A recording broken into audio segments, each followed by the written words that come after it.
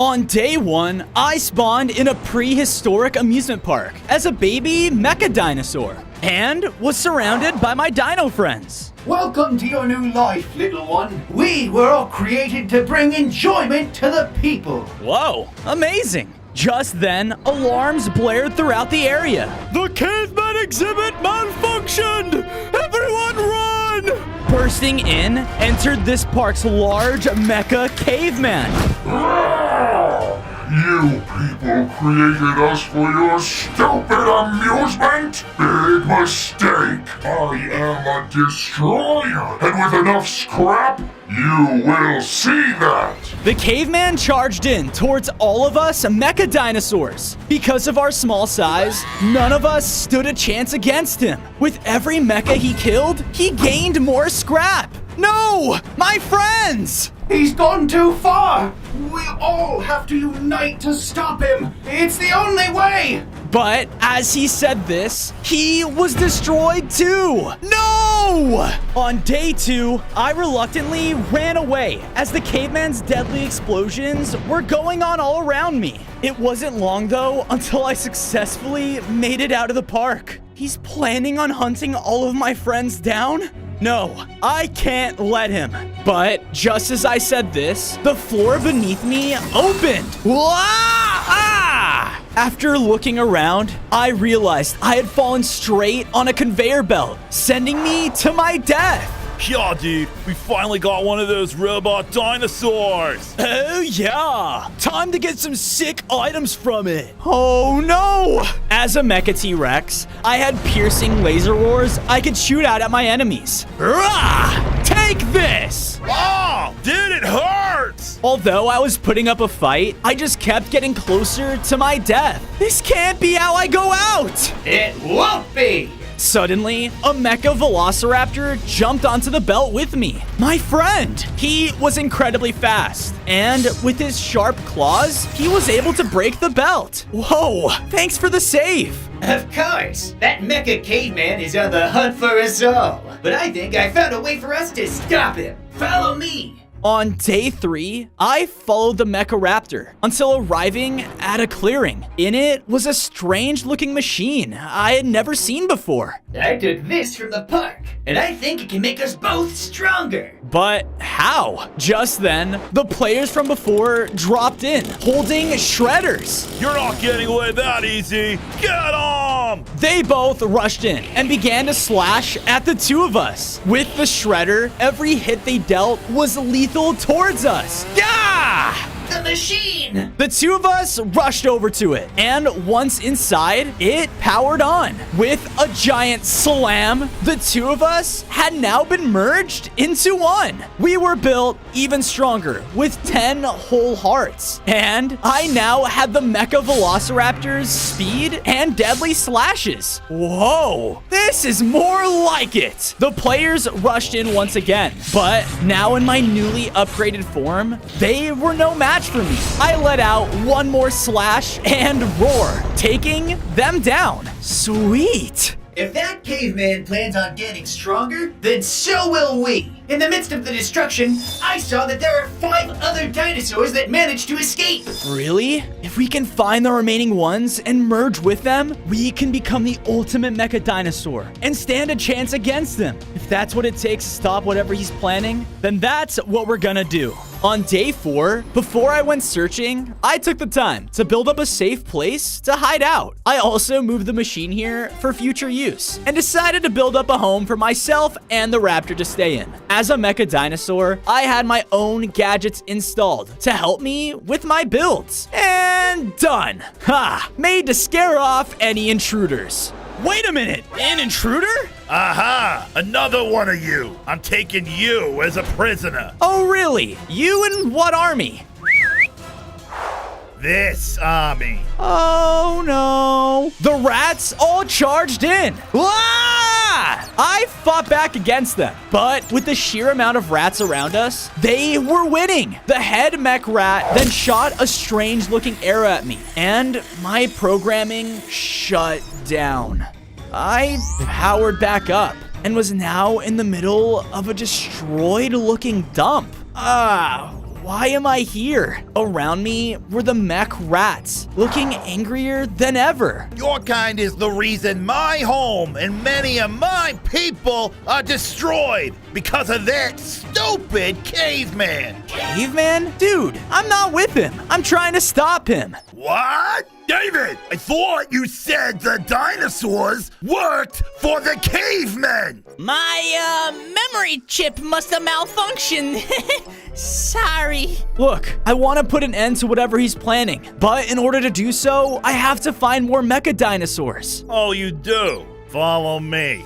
On day 5, I followed the head rat until he gave me a strange map. That mecha caveman is dangerous, and I'll do anything to help take him down. This map leads straight to the ancient cheese. If you get it for me, I'll be able to help sniff out another one of those dinosaurs for you. Oh, sweet. Sounds like a deal. I headed out, following the map's directions, as it led me to the edge of a distant desert. But once there, huh? I ran over to see a village up in flames. There, laughing above its destruction, was the mecha caveman. He had gotten more powerful and now had smaller mecha bots doing his destruction for him. Us mechs were made to serve the people.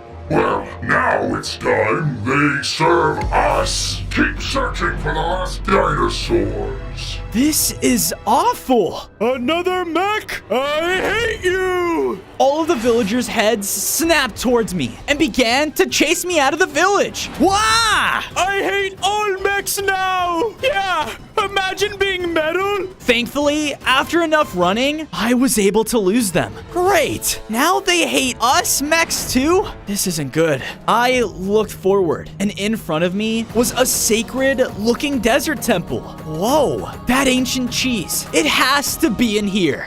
On day 6, I entered the desert temple until coming across a fossil-looking guardian. Hi there. I'm looking for an ancient cheese around here. Oh, that old thing? Follow me. Sweet. I followed the guardian until making it to the temple's main room. There, waiting for me, was a large fossil T-Rex. Whoa, awesome. You're kind of like my ancestor. No, I am not. I was a real dinosaur, while you are a fake one. Wah! Hey, come on. Sir, he's looking for the ancient cheese. Cheese? He is lucky if he makes it out of here alive. Just then, the entrance I came from slammed shut. Oh no.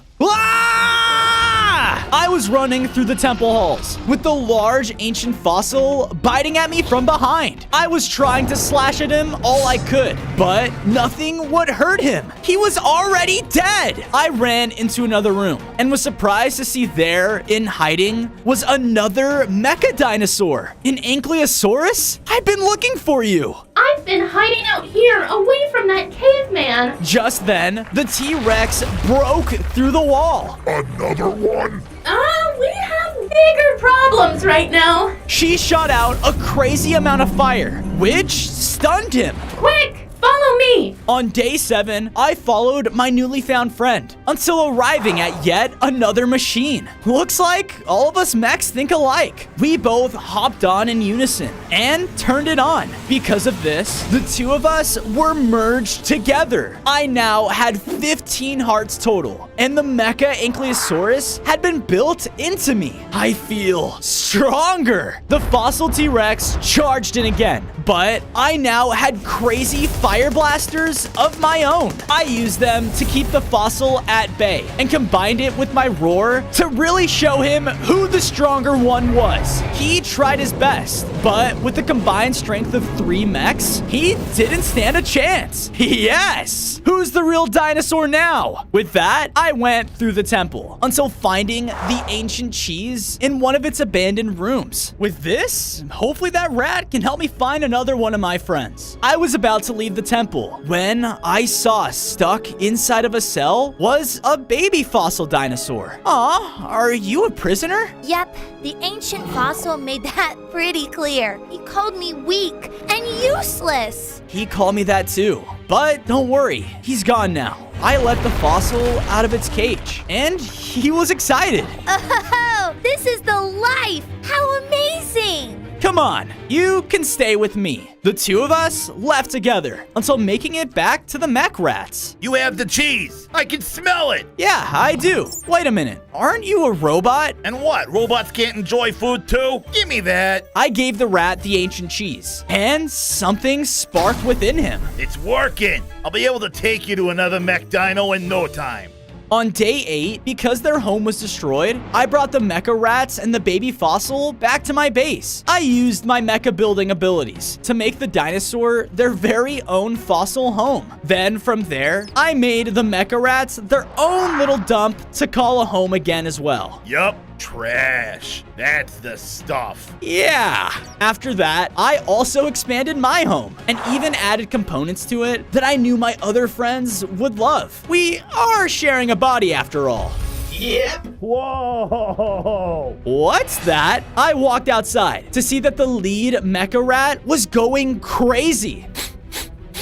Oh yeah, I think I got a trace. I got it. He then started to rush out of the base. Hey, wait up! His tracking system was going off, and we were led into the mountains high up. I approached to see that there, blocking our path, was a very deadly river. Yup, another one of those mecha dinos right past this river. But, I ain't doing this. Good luck. On days 9 to 10, I quickly began to make my way across the river. There were different rocks sticking out of the water, and I used them to my advantage. But some of them were just too far. I cannot fall in this water. I'll definitely short circuit. My claws! Use them! Huh? My programming felt weird, and I had an urge to shoot out my claws? Whoa! I have grappling claws! With this, I was able to make jump after jump. This is too easy! I made it to the other side, and as I did, a random explosion went off to the side of me. What was that? Ignoring it, I pushed on, only to find the mecha pterodactyl past the bushes of the jungle. Yes, another friend! I walked up and saw that something was wrong. It was powered down. Oh no, what happened to you? I happened. A large mecha knight then dropped down in front of me. This piece of scrap belongs to the Mecha Caveman, and so do you. Without hesitation, the large knight charged in. I used my new grapple claw to avoid his charging arm attack, and even used it to deal attacks of my own. But sadly, he also had the ability to shoot out mecha bombs, who quickly charged towards me and exploded when they pleased. I won't let you take my friend. Fueled with rage, I shot a laser at him like I never had before, causing him to fall back. Mecha Caveman has something big planned, and soon his mission for revenge will begin! Revenge? What revenge? If we want to fix this mech, we definitely are gonna need a power core. A power core, huh? Well, let's go find one then. On days 11 to 12, I quickly hid my friend and searched through the nearby area. Come on, there has to be some place that could help me. Why do I always fail? What's that? I followed the voice, only to see a sad mechanic walking towards a factory. The grand race is tomorrow. What am I gonna do? Grand race? I followed him inside, which had tons of equipment. And there, amongst all of it, was a power core. What are the odds? I went over to grab it, but was stopped. What in Minecraft's name are you? What does it look like? Look, I need that power core. You aren't taking anything. I need all the supplies I can get for the big race. Big race? What are you even talking about? I followed him into another room where there were lots of failed racing cars set up. There's a race going on, and whoever can win it wins 1,000 diamonds. But look around. I can't seem to make anything. I mean, look at that. I don't even know where that smile came from. Right. An idea then sparked within me. Wait, I think I know how you can win that race. I'll help you, but only if I can have that power core. On days 13 to 14, I arrived at the racetrack. as the mechanics ride. Are you sure this'll work? We'll see. The two of us made it to the starting positions, where loads of other players were getting ready. Dude, look at this guy's stupid car. Oh, What even is that? Hey! ouchie! Everyone get ready! The race is about to begin! Line up! All of us then lined up at the starting line. This better work! 3, 2, 1, go! With that, the races began, and the cars immediately sped past us. Oh no! I ran as fast as I could though. With the Raptor speed, I was actually keeping up with them. Woohoo! We were coming up on first place, but the players then began to play dirty. Oh no, you don't! He shot arrows at me, which caused me to slow down. Ah! Hey, you're cheating! I was about to blast him back, but he was hit off the road by the pumpkin cart? You treated me like a joke? Well, I'm gonna win this race and those diamonds for myself. On days 15 to 16, we were neck and neck in our final lap. The finishing line was coming up close, and the cart would just shoot out deadly explosions at us. Ah! How is this even possible? I don't know! I had an idea and shot my fire out ahead of us, causing a line of fire up ahead. Oh no! I jumped over it as the cart tried to steer out of the way, which caused him to crash. Take that! With that, I crossed the finishing line and had won the race. Yay! We did it! He was granted all of his diamonds in the form of a diamond cup. But as he was celebrating, something began to happen. I was getting hacked, and within an instant, my vision teleported away. You! I looked up to see I was hacked by the MECHA caveman. This isn't good. What do you want? I want my revenge! I was just a sad little caveman, Nick. Everyone loved the dinosaurs, but no one cared about me. You all had each other, and I had no one. So one day, something snapped. I will make everyone pay for how I was treated, and show the world why cavemen are better in every way. I won't let you. You won't have a choice. With that, my vision was brought back. Ah! Hello? Hello there! Finally, you're awake. Come on! It's time we fix up your friend. On days 17 to 18, I brought my powered-off friend into the factory. Hold on! He got the power core and implemented it into the pterodactyl. What? Oh, where am I? Within an instant, they began to fly up and away. Wait, no, get back here. I chased after them. He was clearly scared, but thankfully though, with my grapple claws, I was able to bring him back to me. Oh, wait, another mecha dinosaur, and you're stronger. I quickly caught up the pterodactyl on our mission, and he was astonished. Yeah, our home's gone because of that caveman. Anything to stop what he's doing. Great! Welcome to the team. With that, we both went back to the factory and saw another machine was built up by the mechanic. Whoa, thanks! With that, the two of us hopped on and were built together. I now had 20 hearts and had grown my very own pterodactyl wings. Whoa! I can fly now! Woohoo! Hey, you can call me Timmy. Nice to meet you, Timmy. Time to regroup at home.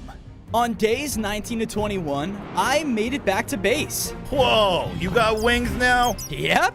With these wings, I decided to build up a nest on top of my home. I even added a flying course throughout as well, just so I could practice my flying whenever I pleased. Sweet. With the wings, it's best if we survey the area. Couldn't agree more. I flew throughout the terrain, trying to find any clues for the next MECHA dinosaur. And it wasn't long until I came across a deadly current leading down below the ground. Whoa, imagine falling in that. I was then hit from behind, causing me to fall in it. Ah! I turned around to see a couple of strange fish mechs. This new power is incredible! New power? I was flowing down the current, and the water was causing my vision to blur. Just like that, I had short-circuited.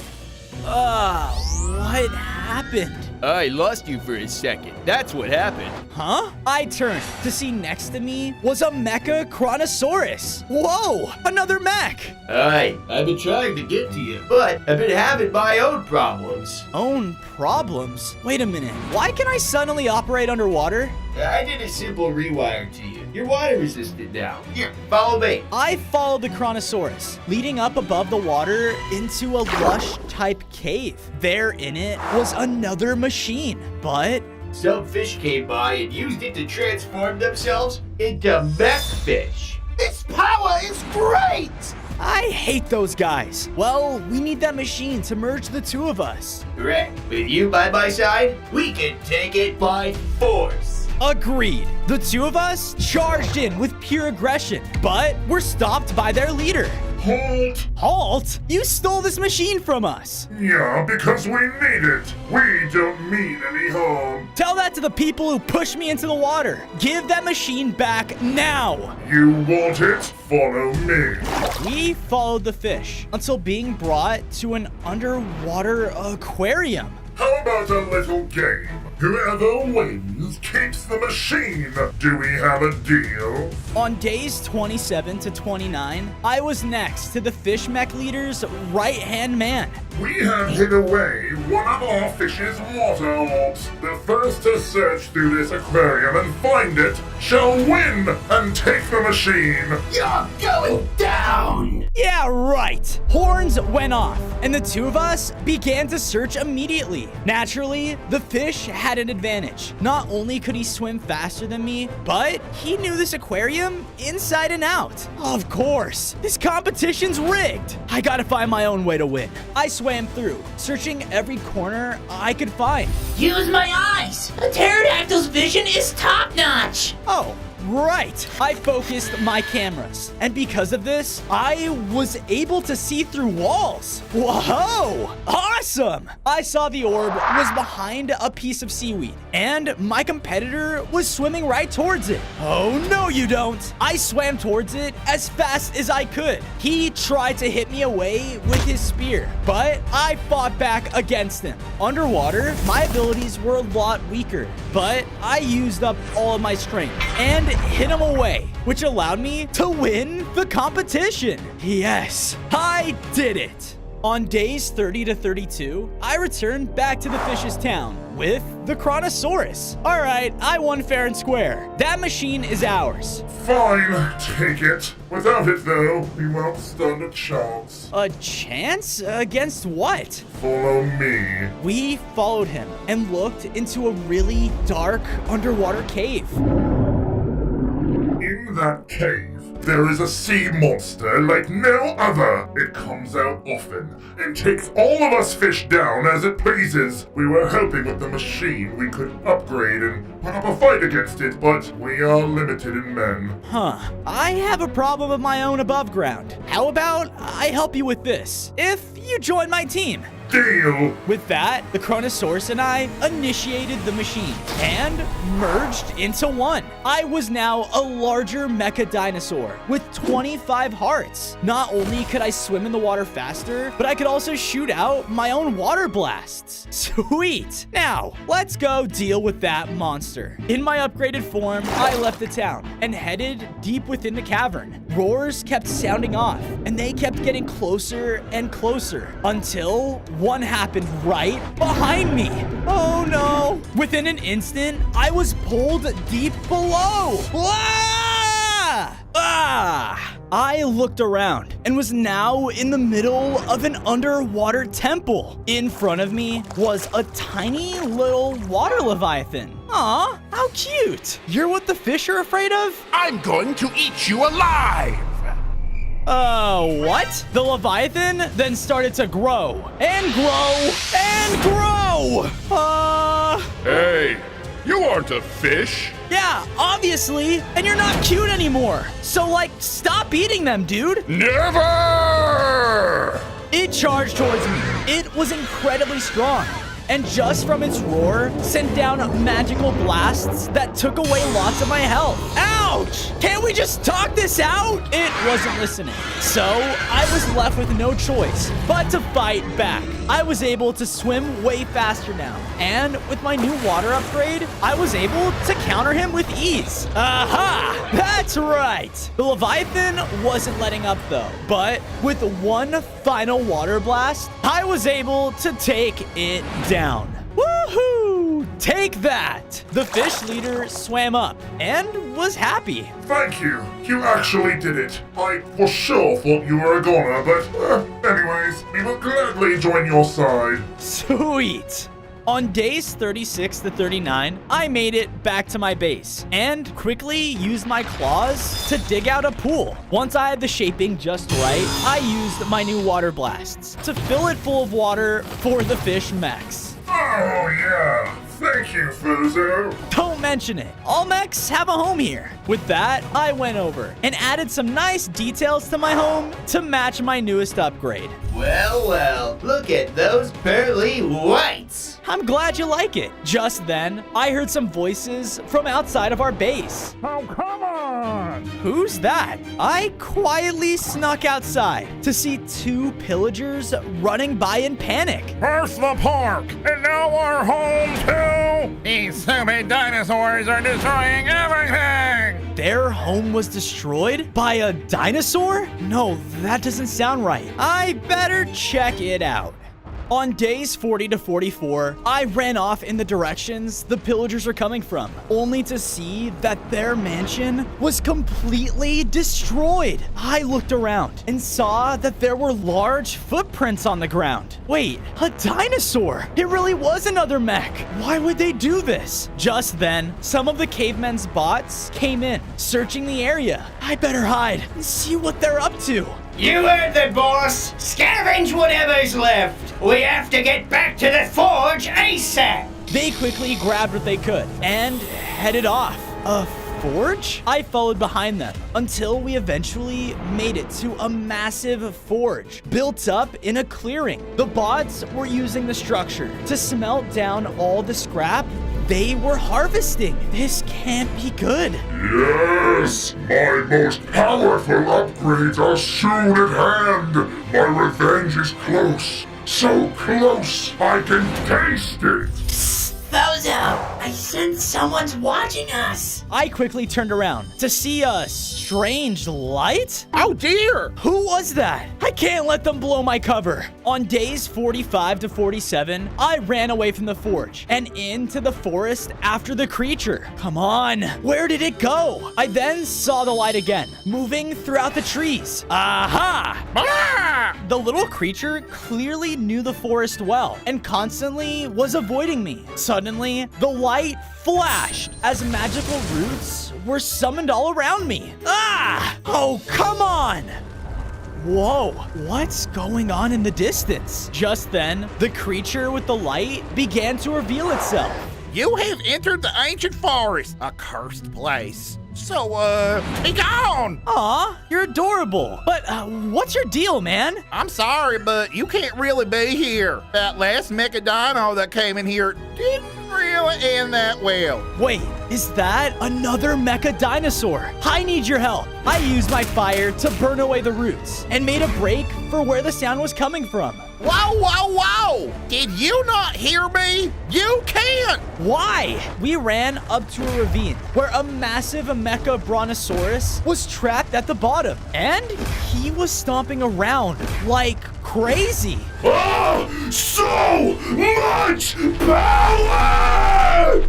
On days 48 to 52, the bronosaurus continued to stomp around, shaking the earth with every step. Something is definitely wrong with him. See? I told you. What happened? It's like he's gone mad. Exactly. He has gone mad. And it's all because he took one lick of a power ore and went completely nuts. What's a power ore? The sloth led me over to a nearby mine where glowing ores lined every wall. Whoa, it feels so powerful here. Don't touch it! This here ore is cursed, and those who touch it are blinded by pure, powerful rage. Right. Okay, so how do you cure something like that? Well, I've watched over this stuff for a long time, and the only way I know how to get that stuff out of your system is to sleep it off. But he won't be sleeping anytime soon with all that energy. And we don't have time for that. Does that have some of the ore in it? Yeah? Why do you ask? I think I may have an idea. On days 53 to 56, the sloth and I made our way back to the ravine, where we both got ready for my plan. Okay, here goes nothing. I'm getting too old for this. Hey, big guy, do you want some power ore? Yes! Yes! Yes! The bronosaurus came charging towards the sloth. Now, run! Oh boy. Ah! The sloth ran as the mech chased right behind him. I shot down my attacks from above, using my water and fire attacks to try and tire him out. But he just kept running. Please! My little legs can only go so fast. Ow! With that, the sloth was thrown against the ravine walls. No! The bronosaurus was about to finish him off when... Oh, more! Oh, no you don't! I flew down in between him and the mine. Dude, stop this! I need your help! The Mecha Caveman, he's... More power! With another slam, he launched me back and into the mine. Gah! Wait. Oh no. On days 57 to 59, because of the ore's power, I started to grow in size and felt all the energy in me was maxed out. Whoa! What a rush! Oh dear, I'm gonna die here. Rah! The two of us charged back in as our massive forms clashed. No! My power! I could feel the power getting to my head. It was exhilarating. But I thought back to all my friends, all of the people I'm fighting for. Come on, man. Keep it together. We continued to trade blows. But then the sloth used his staff's power to blast out a cone of ice that froze the bronosaurus in place. Hurry! With one more slash attack, I was finally able to knock out the dinosaur. That was close. Good work, Fozo. But are you okay? Yeah. I just think I need a little nap. I awoke with the sloth and bronosaurus standing over me. You all right there, pal? Me? How about you? Oh yeah, I'm doing just fine. Thank you for asking. Wow. You're really nice. This ore stuff is crazy powerful if it could change someone like you. Oh, it is. I have guarded it since ancient times for this reason. But maybe it's time to let it finally be used for good. What are you talking about?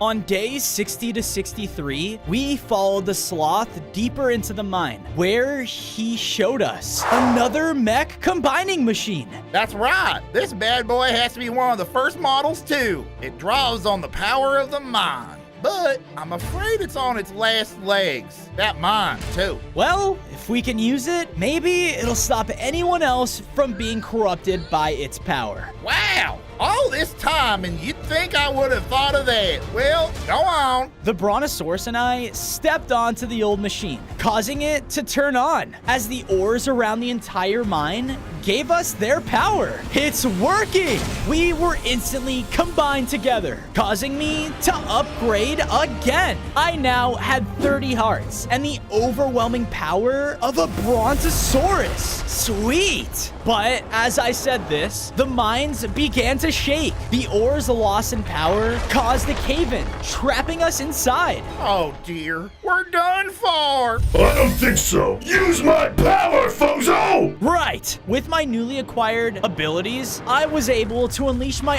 own Jurassic Quake attack, breaking us out. Yes! Wow! You make a pretty good team! Why, yes, we do. This place was my home for so long. What will I do now? I think I know just the place you can go.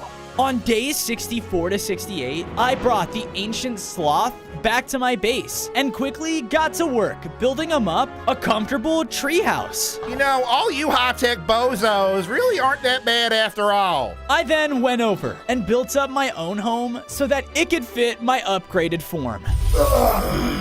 Nice and roomy. I agree. So what are we gonna do about the Mecha Caveman? You saw that crazy forge he had, right? Yeah, there's no telling what he'll do once he has enough scrap for his plans. I say we bite his head off!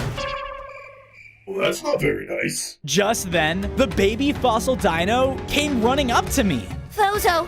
Fozo! What's going on, little guy? Listen, you gotta come see this. This volcano, it's going crazy. On days 69 to 73, the baby fossil led me to the base of a very active volcano. Clumps of magma were splashing down all around us as I heard a roar coming from the summit. Where are you? What is that? I don't know, but I saw this mecha triceratops rampaging through here. He ran up that volcano, causing so much destruction that as he went, it became active. Wait, a mecha triceratops? They're the last mecha dinosaur that escaped the park. Thanks, I'll take care of it. Sweet. I'm not ready to die by a meteor. Twice. With that, I started to make my way up the erupting volcano. I tried to fly up, but the falling lava bombs made things extremely difficult. I guess I have to do this on foot. I tried my best, but the lava just kept coming. Oh no! There was now a large flow of lava that was blocking my path. But with my water blasters, I was able to turn it into obsidian. Being mech is amazing. With that, I made it to the top. Hey, it is you! Yes. They said you'd be here. Now prepare to meet your doom by my horns! Wait, what? On days 74 to 77, the Triceratops charged in with its horns.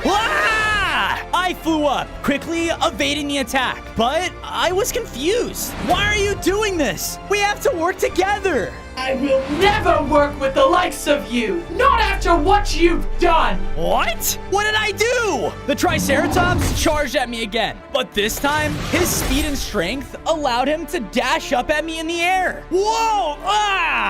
I can't believe you! You killed all of the other mecha dinosaurs and stole their parts! I will end you! Dude, are you crazy? That's not what happened! We're all on the same side! Liar! He charged in again, so I used my new Quake attack to completely disorient him. I then followed up with a powerful slash that sent him back. I didn't do that! They're all still with me. I'm doing this to save all of the mecha dinosaurs. What? Then why did he? Who are you talking about? Just then, an explosion erupted from the side of the volcano, revealing the mecha caveman and his bots. All according to plan. On days 78 to 80, the mecha caveman approached the Triceratops. You told me that he was killing the others! Oh, right. I lied. I just wanted both of you in the same place so that I could take your scrap for myself. No! My friends! In his blinded rage, it ran in to attack, but the caveman easily struck him down. This isn't even my final form! The mecha caveman started to charge a powerful attack that would finish him in one hit. No! I pushed through the bots with my abilities and leapt towards my friend. From the caveman's hit, I was taken down to low hearts. He's still so strong. That's right. And with each of your scrap, I'll become strong enough to give this world what it deserves. Now, bots, push them into the lava. They'll be easier to transport when they're already melted down. Now I have to get back to my forge. The caveman stormed off as his bots charged towards us and pushed us straight into the lava. On days 81 to 85, I could feel my body melting down. Ah, is this it? This can't be it. Not if I have anything to say about it. The triceratops swam up to me as our molten forms began to merge into one. So anyway, that's why I use premium oil myself. It really frees up your gears. Yeah! Truce? I unleashed my new horn charge attack, which completely tore through the remaining bots. Woohoo! Not only that, but I now had 35 hearts and became the most powerful mecha dinosaur to ever exist. Ha ha! Great work! Hey, Tracy, you finally came around! Oh, thank goodness. I'm so glad you're all safe. I'm sorry I didn't believe you, Fozo. It's all right. You just wanted to know your friends are okay. And now we gotta make sure it stays that way. On days 86 to 90, I made my way back to the caveman's forge to finally take him on. But when I got there... Sir, our bots still haven't returned from the volcano. No matter. We have enough scrap. What about their base? Our boss just found it now, sir. Without the Mecha T-Rex there, his friends won't stand a chance. What? They're attacking my base? Ha ha ha ha! Good! Now, wait here as I upgrade into my final form. The Mecha Caveman lowered himself into the forge and started to use up all the scrap they had collected. No, I have to save my friends. On days 91 to 94, I rushed back home to see that my entire base was being attacked. Bots were scattered all around, destroying all of our homes and cornering my friends. Stay back. I'm warning you. I can't wait to melt down your scrap! No! I quickly flew in and slammed down into the ground, taking out a group of them. What the? Get him! The bots rushed in, but I used my fire to burn them all down. Yeah, they don't stand a chance against me anymore. Oh boy, thanks, Fozo. You really saved our tails. Anything for you guys. Now, hurry. Let's make sure you guys stay safe. I took them over to a secluded spot and used my charge attack to dig out a hideaway for them. Everyone, in here. They all hid in the cave, but the mech rat looked confused. You ain't gonna join us? I can't. I have to finish this. You can't do it alone. I'm not alone, remember? Yeah! Let's go show those cavemen what real steel looks like! On days 95 to 99, I returned to the forge, only to see that the Mecha Caveman was still transforming. I still have time. Oh, do ya? Well, you're gonna have to get past me, you metal lizard! Sounds easy enough. But as I said this, more bots came out of the factory to stand with him.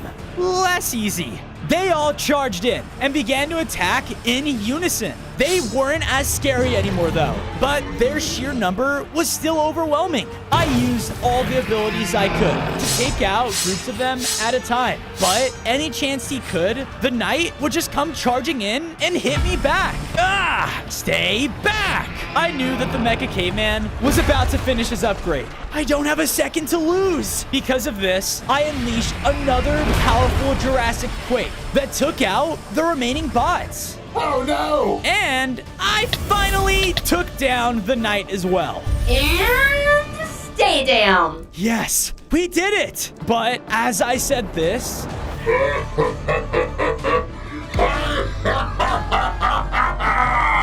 No, I'm too late! On day 100, I was finally face to face with the fully upgraded Mecha Caveman. And you were so close to! But now, nothing and no one can stop me!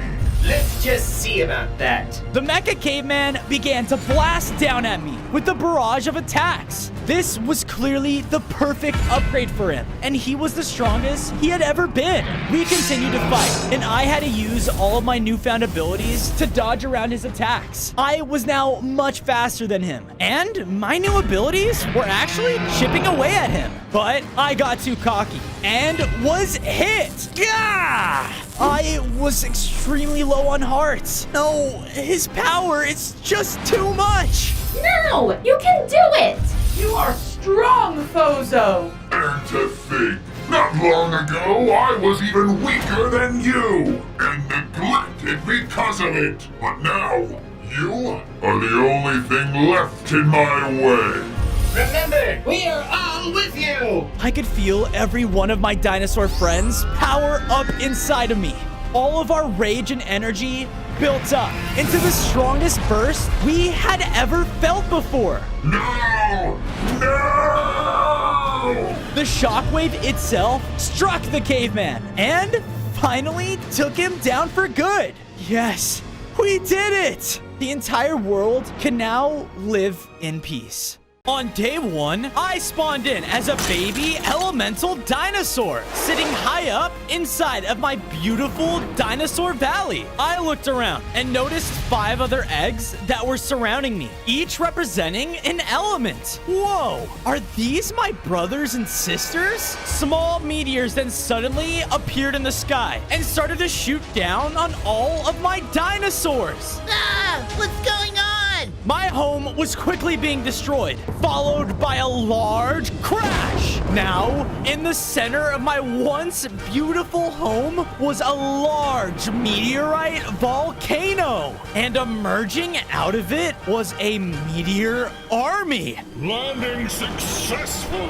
Soon we shall rain down our largest meteor yet from the skies. Once that is done, this entire planet will be nothing but a lifeless rock. No! I watched as the meteor men began to swarm my home, killing all of the innocent creatures inside of it and turning my old valley into a battlefield. One of the small meteors then crashed right onto my nest. All of my siblings' eggs went flying outward into the sky. My family! I fell down to the ground, injured and not sure where to go. But thankfully, my mother dinosaur found me. Bozo, my elemental boy, we must leave now if we want to survive. On day 2, I was running with my mother throughout the neighboring forest, scared out of my life. There were meteors crashing down from above us. Stay right next to me. I watched as other dinosaurs got hit and all were killed by the flying rocks, followed by more magma men spreading throughout the area. Just then, a very large meteor dropped right in front of the 2 of us, with the main magma leader standing on top. An elemental one? Interesting that you are trying to escape. Did you not hear me? There will be no survivors once my men are done here. Listen to me now. You must unite with the rest of your elemental siblings. Only they can help you master your abilities. You must stop all of this together. My mom then rushed in to fight against their leader. She did everything she could to hold him off, but I can clearly tell he was an expert with his powers and fighting abilities. He slammed down heavy meteor slams into the ground, and my mom was looking weaker by the second. I knew I had to run, so I tried, but quickly ran into fire. Your water, my boy. Use it. I listened to her and concentrated, allowing me to shoot out little bursts of water. Whoa, I have elemental powers. I was able to create an opening for both of us to leave. But when I turned back, I saw that the leader fully killed my mom. No!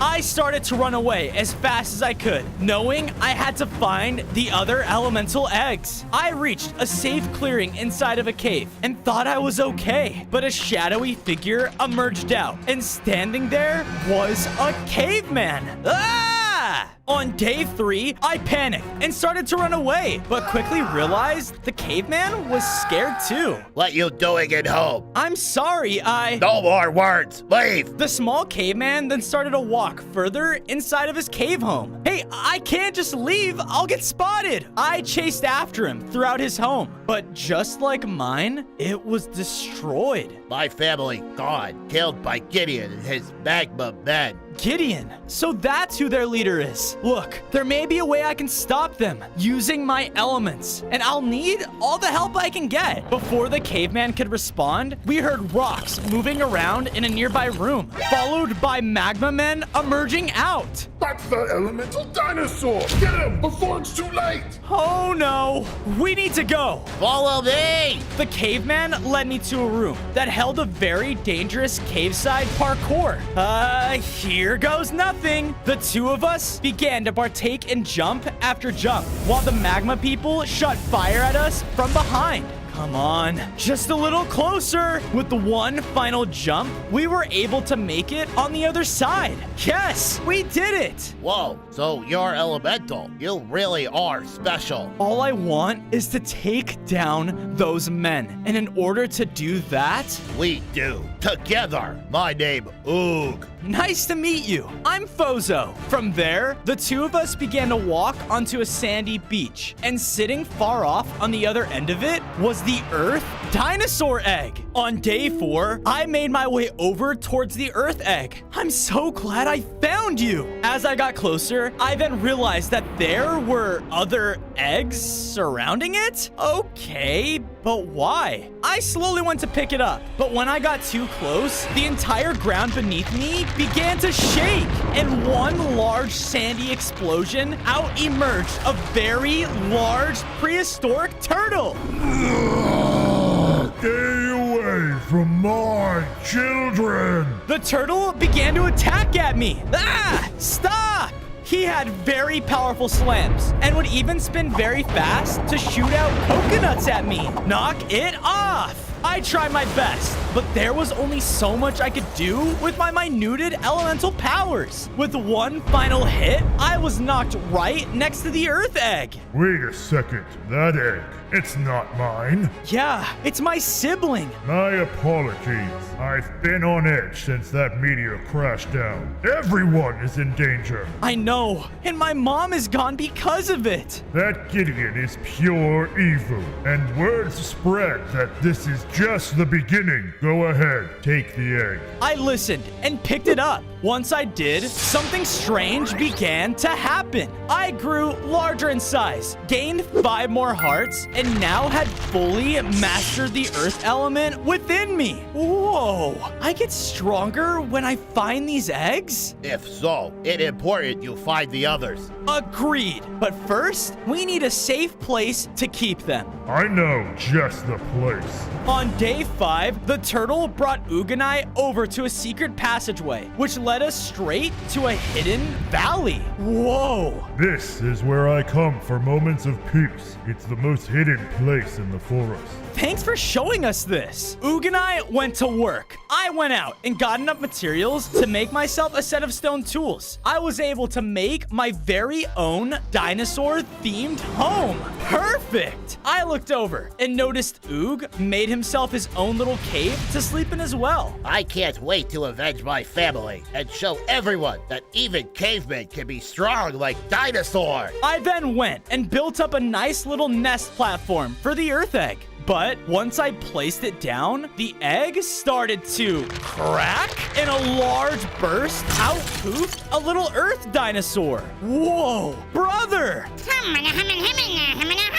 My little earth brother then used a special ability, shooting himself high up in the sky. Wait, I have earth powers too. I used my newfound powers to help bring me up to the top with him. This is amazing. Since we were so high up in the sky, I was able to see a monkey. He was running away in the nearby forest from a couple of the magma men. Help! Oh no, I'll be right there. On day 6, I ran through the forest until I reached an opening. The same monkey was there, but he was now cornered by the magma beasts. I can't have you spreading what you know. No, back off. The elemental dinosaur, Gideon, will be pleased with your capture. The magma beast started to charge, and I knew I had to think fast. I had an idea and summoned walls of earth from below me, totally trapping the magma men. Take that. Let us out. out! Whoa, thanks, T-Rex. Those guys wanted me dead. Why? You're just a monkey. Watch it. I'm also an archaeologist. My name is Arnie, and I know a lot about what these meteor people are planning. Wait, you do? Yep. Follow me! I followed Arnie until we made our way back to Gideon's main magma volcano. And standing there at the entrance was Gideon himself.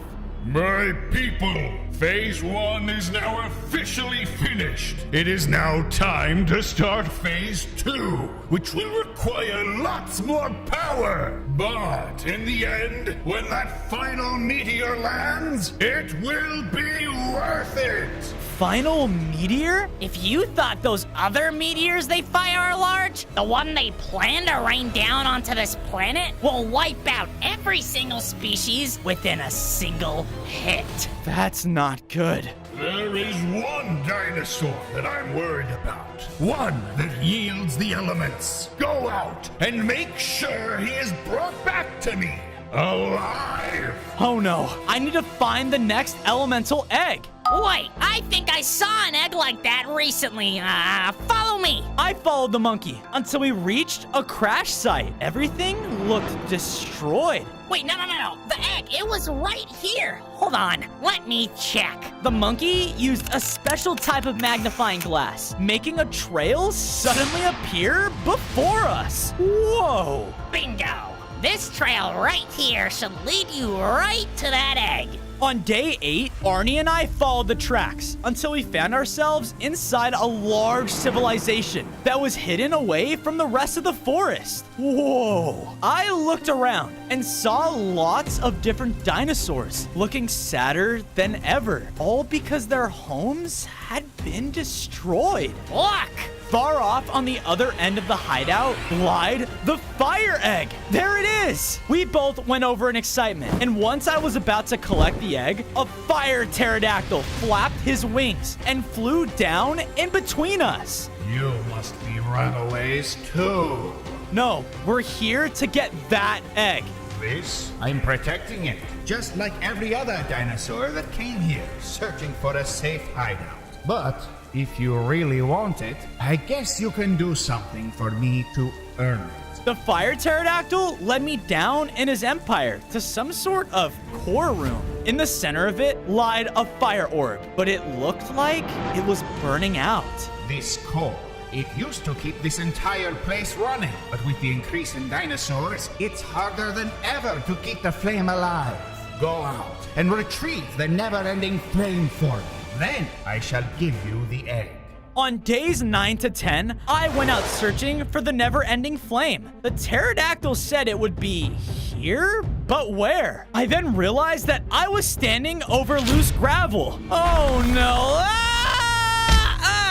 I landed deep inside of a huge fire cave. But after a second glance, I soon noticed that I was surrounded by a bunch of fire spiders? We are the fire spiders! What are you doing here? I am zipping. On second thought, I shall take you to our leader! The spiders brought me deep into their fire throne room, and sitting there was a much larger and oddly cute fire spider. I'm assuming you're here for our never-ending flame, aren't you? Yeah, but for a good cause. I know of Gideon and the troubles he's causing this world. However, us spiders believe in praise. If you want our sacred flame, then you're going to have to earn it. On days 11 to 12, the spiders brought me over to a large underground fire arena, and crawling up to their throne was the lead spider. Welcome to the annual Fire Spider Build-Off! The what? In this competition, both teams will compete to build the best statue of me!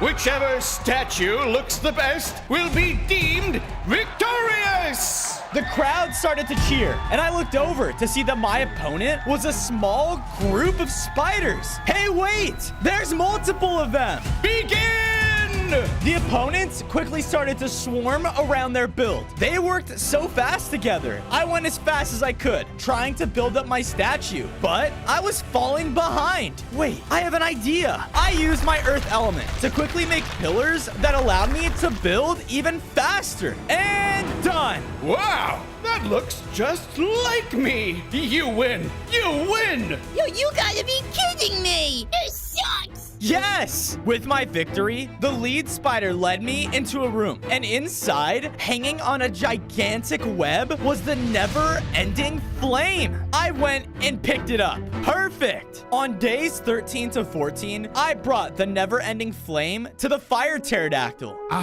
Amazing! Give it here and stand back. I did as he said and watched as the pterodactyl focused so much of his energy into it, and it started to blast the core in the center of the room. The core then began to transform and was now fully ignited. Awesome! Thank you.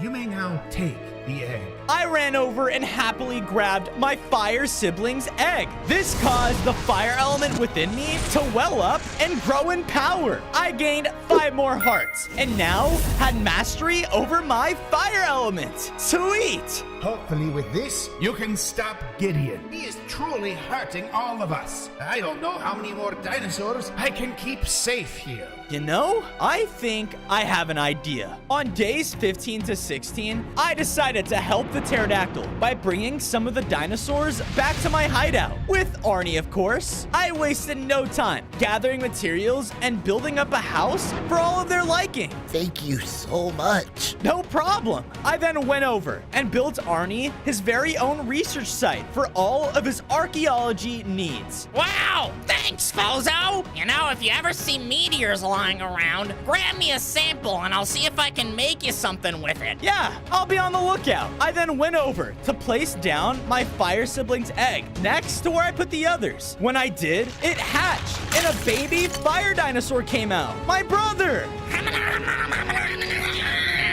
My sibling spouted out a beam of flames, and it was so powerful that I, out of pure instinct, did too. Whoa, my fire element really did upgrade. With the increase of animals, I went out of the base to gather some food when, out of nowhere, I was hit by a strong magma power. Ah! The attack hit me so hard that I fell weak. I began to pass out. On days 17 to 18, I woke up in a cell that was holding me above a pool of lava. What's going on? I then looked up. The sea standing in the center of the room was Gideon. I must say, I'm actually a little impressed. The elemental dinosaur. You've tried so hard to unite all the elements and put an end to my plans. But that all stops today. You killed my mother! You've been hurting all of the dinosaurs for no good reason! Why? Silence! Gideon slammed the ground, and I felt the impact all the way from my cage. The Meteor Men and I have never had a planet to call home. So why should you? I'll make sure that you don't when I'm done here. He then slammed his hammer down again, and this time the blow was so strong that it shattered the bottom of my cage. Wait, I'm not taking any damage? My fire element, I'm lava-proof. No, impossible! I used this moment to swim down and away from Gideon through the lava. On days 19 to 21, I surfaced in a pool of lava outside of his empire. That was close. Just then, I heard voices approaching. Go! Search every exit now! Oh no, I gotta go. I started to run away, and as I ran into Oog. What are you doing here? Oog, happy you alive. I came to tell you. I think I know where Water Egg is. You do? Lead the way. It took a bit of time, but Oog eventually brought me to a tropical beach, with some strange pillars rising out of the sand. What in the world could these things do? Suddenly, water began to flood in, surrounding us, and a terrifying water monster emerged from within. Wait! The monster didn't slow down at all and began attacking Oog and I knew we had to fight back. Oog went in swinging as hard as he could, and I tried to use my newly upgraded fire element to shoot directly at its head. Because of this, the monster began to transform down into a much smaller water person. Wait a second. You're not Magma Man. Apologies, my vision gets a little blurry in my rage state. We are here looking for the water egg. Do you know where it is? Why, yes. I know exactly where it is. You'll just have to come to Atlantis with me. Wait, what? She then walked to the center of our platform and performed a ritual, causing a burst of blue light. The ground began to shake, and in a huge blast, emerged the city of Atlantis. On days 22 to 26, we were roaming through the lost city with fish people swimming all around us. Ugh, stupid air breathers. Rude. We continued on until we finally reached a grand throne room where a much larger fish king resided. Visitors, for what reason do you disturb the king of Atlantis? We are here searching for a water egg. Do you mean my future pet? The Fish King looked over to the side of his throne, and there it was. I've taken quite a liking to it already, so no, you may not have it. I'm not taking no for an answer. I need these eggs to stop Gideon. The king then floated forward in aggression. How dare you talk to a king like that? I know of Gideon and his plans for the land, but that is a problem for you air breathers. Suddenly, a whirlpool of water spun around me, and I was teleported into an Atlantean fishing area. You will now pay for your disrespect. On days 27 to 29, I began a fight with the Fish King of Atlantis. He swam up through the air and would throw down attacks from above. I used my fire element to try and burn him down, but he just kept fighting. Why are you doing this? I only care about what happens to my people, nothing else. As the king pushed off of me, I was brought down to a low number of hearts. No, this can't be it. He was about to deliver his final hit when we both looked out, only to see Magma Men storming his kingdom. Ruin the city, men! They ran throughout the area, destroying and killing anyone in their path. No, we have to stop them. I ran in the city, facing off with the magma people. I thought I was done for fighting alone, but just then, stay back. The two of us began to attack together. We all fought as hard as we could, and with our combined strength, we were able to take them down. The king looked out into his city and saw the destruction they all had made. These people, they hurt my home, just like yours. You were right.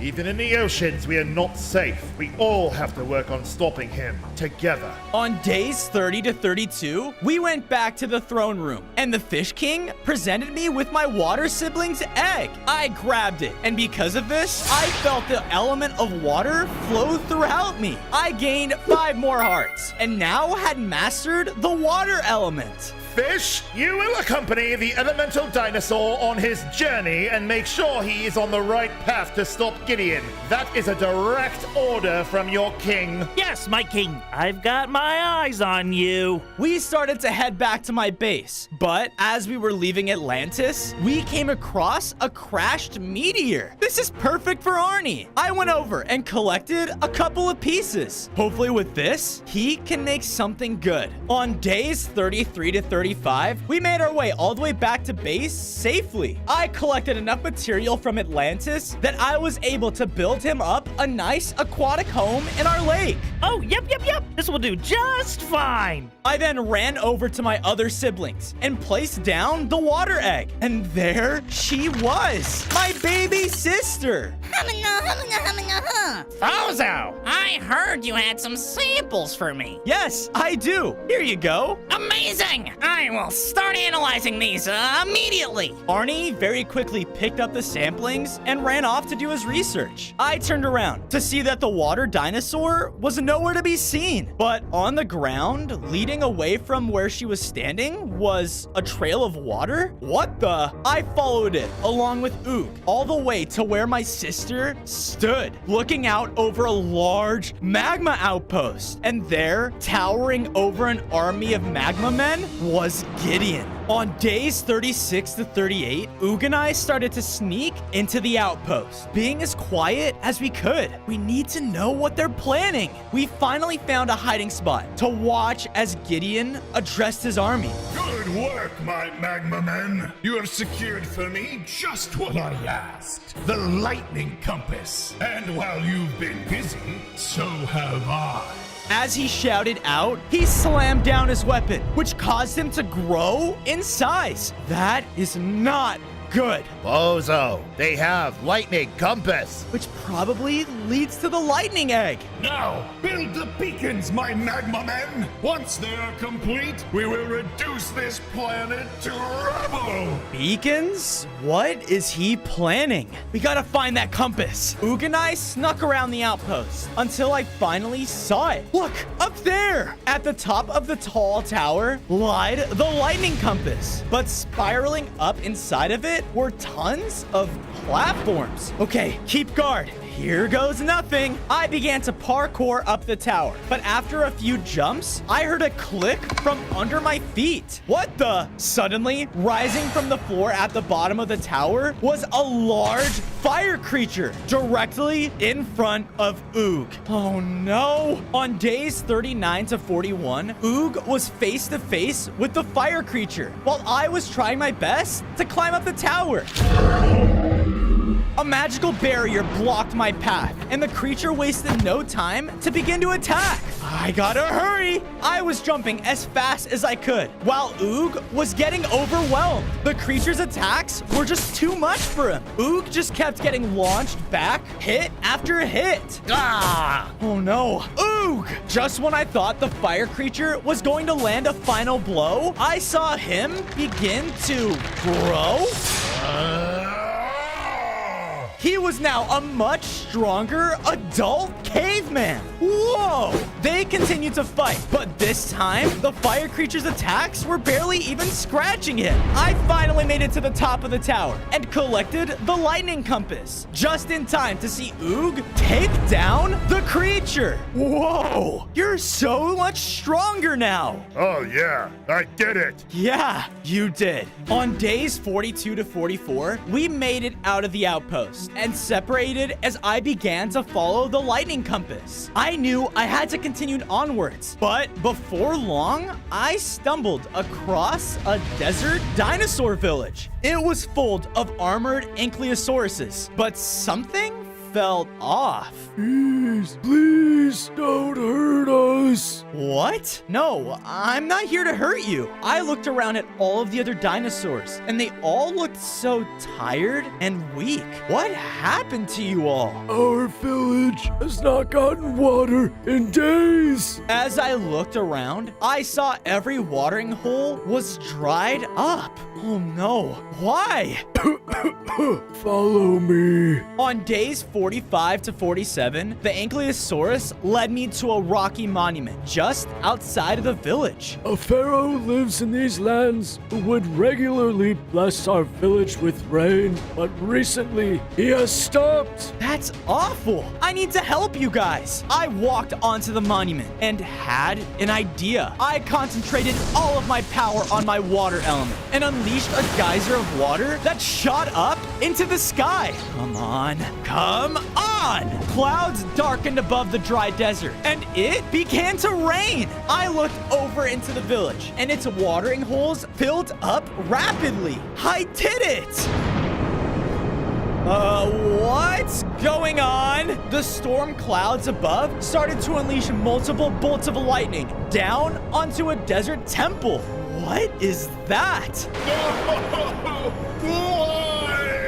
I then looked down at the lightning compass, and its dial was pointing directly towards the temple. Well, I guess I know where to go next. On days 48 to 50, I made my way towards the temple, and as I got closer to the entrance, I heard more cries from someone inside. Where could it be? I continued inside, reaching a chamber where I saw the lightning egg, but sitting on a throne beyond was a pharaoh? I am in grief, visitor. Leave me at once. The pharaoh stood and began to walk towards me, weapon ready. No, wait, I came here because... I said leave. He rushed in out of anger, shooting out powerful lightning attacks. I had no choice but to fight back, but I could tell he was in pain. The pharaoh would use his weapon to summon pillars that would attack me and push me back. Ah! Go away! My son is lost. I have no time for this. So that's why you aren't bringing rain to the dinosaur village. You've been looking for your son? I have no idea where he went. All I want is for him to be safe. All right, Pharaoh, how about a deal? I'll find your son if you give me the lightning egg in return. I agree to your terms, visitor.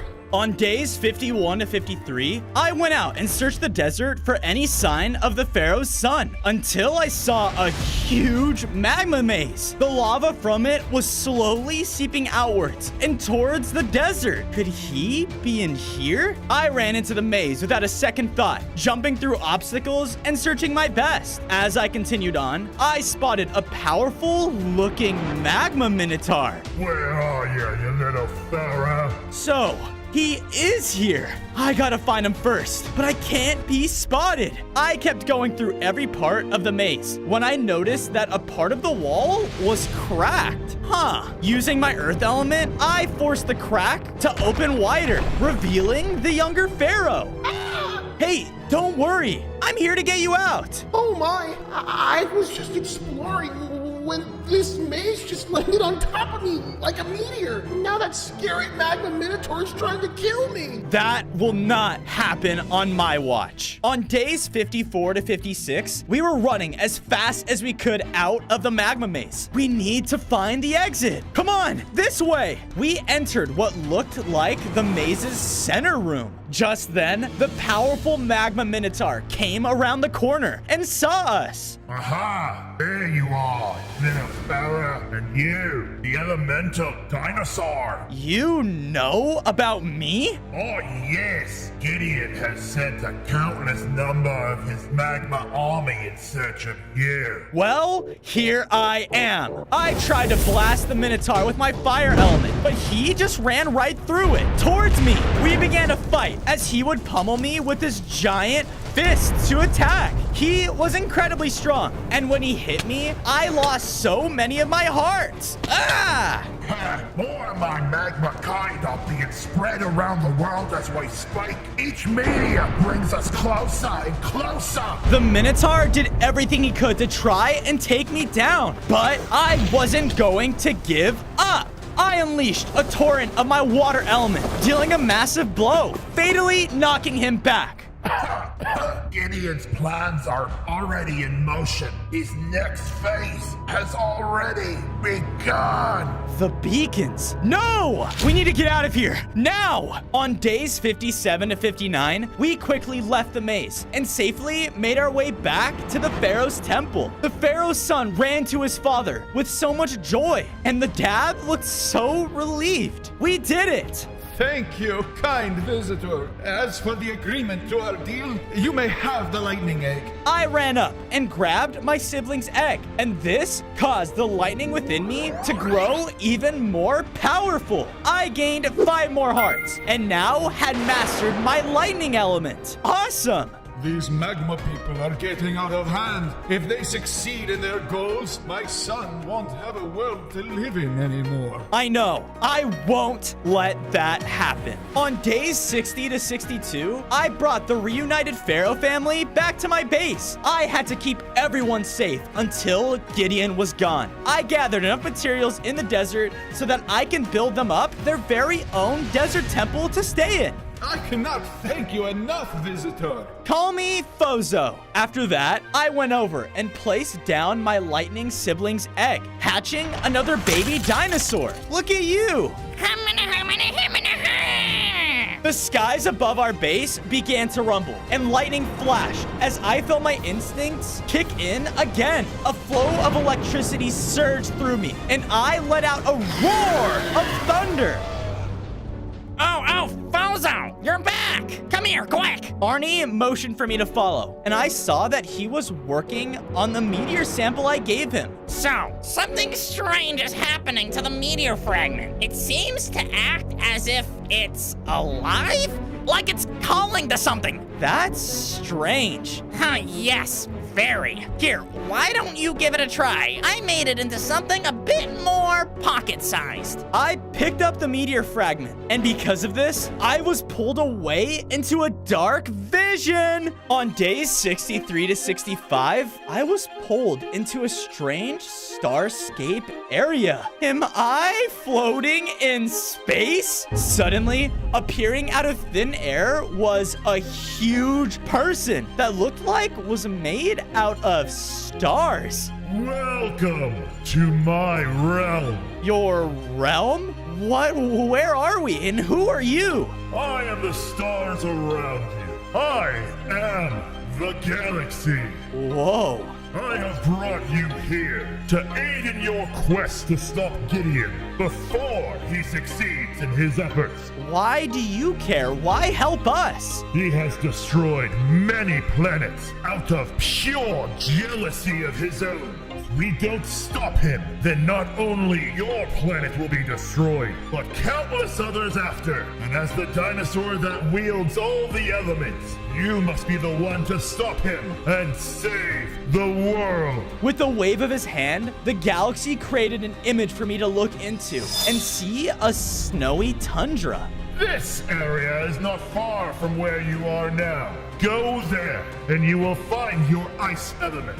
Now save the planet, dinosaur, and stop the magma men. On days 66 to 68, I left my base and was searching for the tundra when the air around me started to heat up and the sky started to turn red. Far off in the distance, I saw him, Gideon. He was standing on top of his empire, surrounded by glowing red beacons. He started to grow even larger in size as he called out, Yes, yes, the meteor shall be here soon enough. I looked up and saw that in the red sky, a giant meteor had appeared. No, I have to stop him now. I rushed in towards Gideon, but he had multiple magma men guarding him. Out of my way! I used my newly upgraded lightning element to take out all of the magma men in one blow. But the flash of electricity alerted Gideon. Gideon jumped down, leaving his post, causing him to shrink down to normal size. It seems the elemental dinosaur has finally decided to show himself. Are you going to run away again or die? He charged in and struck the ground with his hammer, causing a massive eruption of earth and magma. He was extremely powerful and began to attack me with all of his strength. I tried to fight back, but he was far too strong for me. I can't take him down. Is this it? Leave him alone! Out of nowhere, a chunk of ice flew in the air and hit Gideon, causing him to freeze in a chunk of ice. Whoa, where did that come from? I looked back and saw a snowy golem coming towards me. Hurry! We don't have much time! That won't hold him for long! On days 69 to 71, I ran, following the golem into the snowy tundra. When we were far enough, I took a second to look at my surroundings and noticed almost everything was destroyed. Those magma men have shown me and the people of this tundra no mercy. This place used to be a frozen paradise, but now we will be lucky to survive on another week. I saw more golems that looked so weak and hurt. Their home is almost completely melted. We continued walking deeper into the tundra and to the base of an icy mountain. I came looking for you because I heard about the elemental dinosaur being the only hope for saving my home. So, why did you bring me here? Up there, high on the mountain, is the ice egg I know you are looking for, but it is guarded by an ice dragon. On days 72 to 75, we journeyed further up the mountain until I saw a point where the path reached over and beyond an ice chasm. As I continued to walk on the path, I felt the ground start to crack below me. Ah! I jumped back and watched as more blocks began to shatter. This is where I leave you. The rest of the path is your own. Okay, here goes nothing. I began to sprint forward as fast as I could over the chasm as ice cracked all around me. Parts of the path were evenly split apart, and I had to jump between them. Whoa! Almost there! With one final jump, I leapt towards the final part of the snowy path and just barely made it. Yes! In my excitement, I didn't even realize that I ran up right to the entrance of a large den, and seemingly awoken by my presence was the ice dragon right next to the ice egg. On days 76 to 80, I stood face to face with the ice dragon.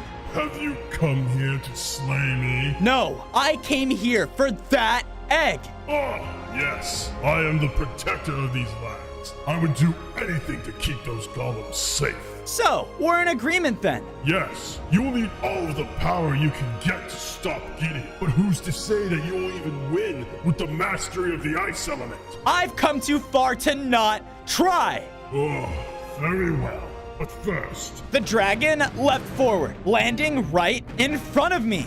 You must be deemed worthy! On days 81 to 85, the ice dragon took to the skies and began to charge at me. He would shoot his icy breath, damaging my health a lot. Ah! Knock it off! I tried to fight back, shooting back every element I could. Even my fire wasn't hurting him? Come on! Not only did he summon gusts of icy cold snow, but he would also knock me back with his roar. You think you are worthy? I am! My inner rage began to build up. I knew that all of these people were counting on me. I can't let them down! I shot out my lightning straight at the dragon, hurting him a lot. Then, while stunned, I would shoot him with blast after blast of fire. Take that! With one final hit, the dragon admitted defeat. You are worthy! With his permission, I went over and picked up the final ice egg, transforming me into a fully elemental dinosaur. I gained 10 more hearts and felt stronger than ever. I did it. On days 86 to 90, I was making my way home. But as I was, I took quick notice of the terrain all around me. The skies were very red, and the meteor was now about to hit our world. No, I need to stop Gideon, and I need to do it now. On days 91 to 94, I rushed my way back home, only to see all of the animals freaking out. Bozo, the meteor, it's about to hit. None of us will survive that impact. I know, which is why I'm going to go and stop him. I hurried back and placed the egg with the rest of my siblings. Once I placed it inside, it hatched, only to reveal the final elemental dinosaur. I looked around and saw that all of my siblings had now been united. Now that all of you guys are safe, those magma men are done for. I was about to leave, but then noticed that all of them began to form around me, each bursting out a beam of their element. What are you guys doing? In a huge elemental burst, I grew even larger and was now a massive elemental dinosaur. Awesome! Bozo, we must leave. No! On days 95 to 99, Oog and I rushed to a clearing, only to see Gideon's main empire had fully taken over my previous home's surroundings. All of the water was lava, and there were now countless magma men around the area. In front of the empire's main volcano was Gideon, addressing his army. The meteor, it's almost here. These creatures are too late. No! The two of us rushed in, catching the magma men's attention. They all began to attack us and shoot fire, but with Oog and I's increase in health, they didn't stand a chance. Time to see what new ice ability I've got. I was now able to summon icy chains to freeze them in their tracks. No! Stop them! No! They were trying their best, but with all of my elements combined, most of them were taken down. No matter. You want a real fight? Fine by me! Gideon ran inside of his volcano, and I chased directly after him. On day 100, Gideon and I were face to face in the core of his volcano. Stop this, Gideon! Stop! No! This meteor will land, and your planet will turn into a wasteland! Just then, the floor began to rumble, and smaller meteors began to fall from above. The meteor, it's about to hit! Look, I know you didn't have a planet to live on, but that doesn't mean you could just take others away. Enough! You shall die! Gideon charged in towards me and started to attack. He was the strongest foe I had ever faced yet, using his pure magma energy to greatly wound me. I tried my best, using all of my elements to counter him, but I could tell he was very strong. No, I can't lose. Give it up, you stupid beast! I've killed your mother, and now I'll kill you too! My mom, she believed in me. I fought back harder than before, now using my elements at a much faster rate. I could tell with all of them combined, Gideon was starting to get overwhelmed. Stop this! Stop it!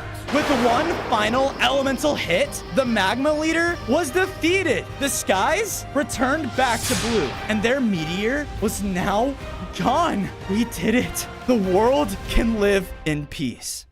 On day 1, I spawned in as a baby lava dinosaur in my nest. I'm made out of lava? Awesome! But when I looked around, I noticed all the dinosaurs were freezing and were clearly weaker than ever. Son, you're lava? How? Before I could answer, an explosion sounded off, revealing a large ice mammoth. Look! More dinosaurs! Yes, freeze all you can find. Their place in this world has come to an end. It's time for my Ice Age to take control! His followers ran throughout and began to spread their ice, freezing all of my people. No! My mother and I ran, evading all the ice we could. Bozo, the Ice Age is here. If it fully takes over, none of us dinosaurs will survive. Gah! Leave, son. Save yourself. On day 2, I ran for my life and managed to escape. There was snow falling everywhere, and ice was spreading nonstop. This Ice Age, it's too powerful. I need to find out how to stop it and save us dinosaurs. Just then, I accidentally walked into nearby caveman territory. Ooga booga, you hot. Thanks? One of the other cavemen walked forward and threw a spear at me. Wah! Burning hot! We have forever fire! This isn't good. Cavemen were all around, chasing me and trying to take me down. I tried my best to get away, but with some of them even swinging from nearby vines, I didn't stand a chance. I had nowhere left to run. Stay back! Out of instinct, I let out a fierce lava slash, burning one of them. Ooga hot! Hot! What the? How did I do that? While distracted though, the head caveman walked up and hit me on the head with a club. In a matter of seconds, I was out cold. On day 3, I awoke inside of a mysterious cave. On top of me were various raw foods lined up. Wait a minute. They're using me as a campfire? Booga booga, celebrate! Ha! All the cavemen were dancing and celebrating all around. And after looking, I realized us dinosaurs were not their friends. I gotta get out of here. While all of them were distracted eating, I managed to sneak away and started to look for an exit. Instead, though, I managed to find another dinosaur stuck in a cage. You, help! Hang on! I quickly let them out, but as I did, the cavemen noticed. Ugh! No escape! Run! The small triceratops and I ran for our lives, but eventually were met with a dead end. If I fall in that, I'm surely done for. Whoa, what's that? I looked across and saw there at the other end was a mysterious burning fragment. Is that connected to me? With no other choice, the two of us began to jump from platform to platform. Attack! The cavemen threw their spears at us, trying to take us down, but we barely managed to make it on the other side. And there, for the taking, was the fragment. On day 4, I grabbed the mysterious stone, causing my body to grow in size. I now had 10 hearts, and the lava within me felt hotter than ever before. Whoa, what just happened? Watch out! One of the cavemen made it to our side, but I let out a new lava roar, which blasted him right off the edge. We both saw an exit and quickly escaped. I just realized you're a lava dinosaur. Yeah, but I don't know why. Tracy quickly left and brought me over to a strange fossil in a clearing. As I stepped foot on it, something began to happen. One of the fossil bones transformed and was now themed with fire and lava. I knew it! You're connected to the Big Blast. The Big Blast?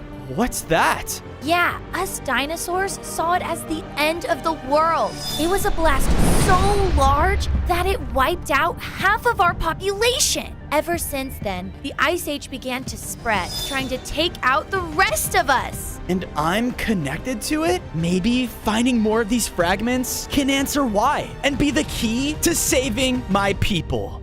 On day 5, the Triceratops and I formed a team. We got to work and began to build up a nice place to stay. I built a large T-Rex themed home to stay in, while she built herself a prehistoric kitchen. Whoa! Oh yeah, one thing about me, I love to cook. My name's Tracy, by the way. Well, nice to meet you. Just then, clouds began to form and snow fell around all over. Oh no, quick, hide! Tracy hid away while I went out to investigate. I ran until finding a dense forest under attack. In it were innocent small brachiosaurus being frozen by the mammoth.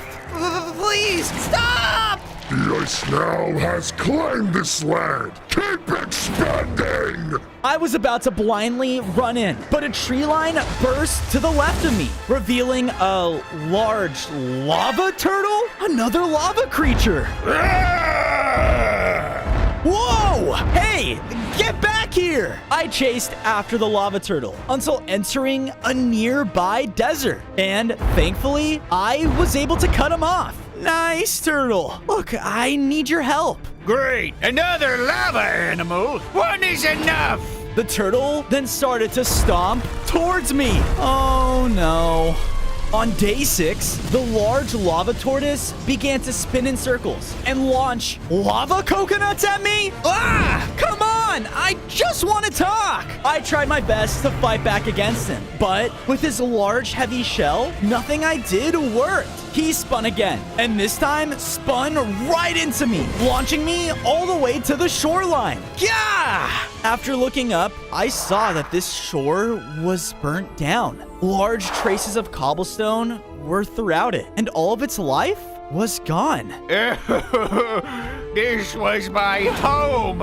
All I did was pick up a stupid fragment, and now I can't step foot in the water again. Wait, you have the fragment? Then how about I just take it from you? Yeah, it's not that simple. What do you mean? The turtle then stomped, and because of this, I was flung into the air and landed on its back? Whoa! It felt like I was in a whole other world, themed with lava. The fragment, it's somewhere lost here. If you can find it, then you can have it. Deal! I began to explore the turtle's back until I came across a large, intimidating sandcastle. Okay, the fragment has to be here. I was about to enter, but was quickly stopped by a group of birds? Wait, you have people living on your back? I do? Hear ye, a trespasser? Bring him to the king! On day 7, I was brought inside of the sandcastle until being thrown over. Yeah! In front of me was the lost burning fragment, and on a throne was their lava king. A dinosaur in my realm? Dude, your realm is someone's back, and I'm here for the burning fragment, so hand it over.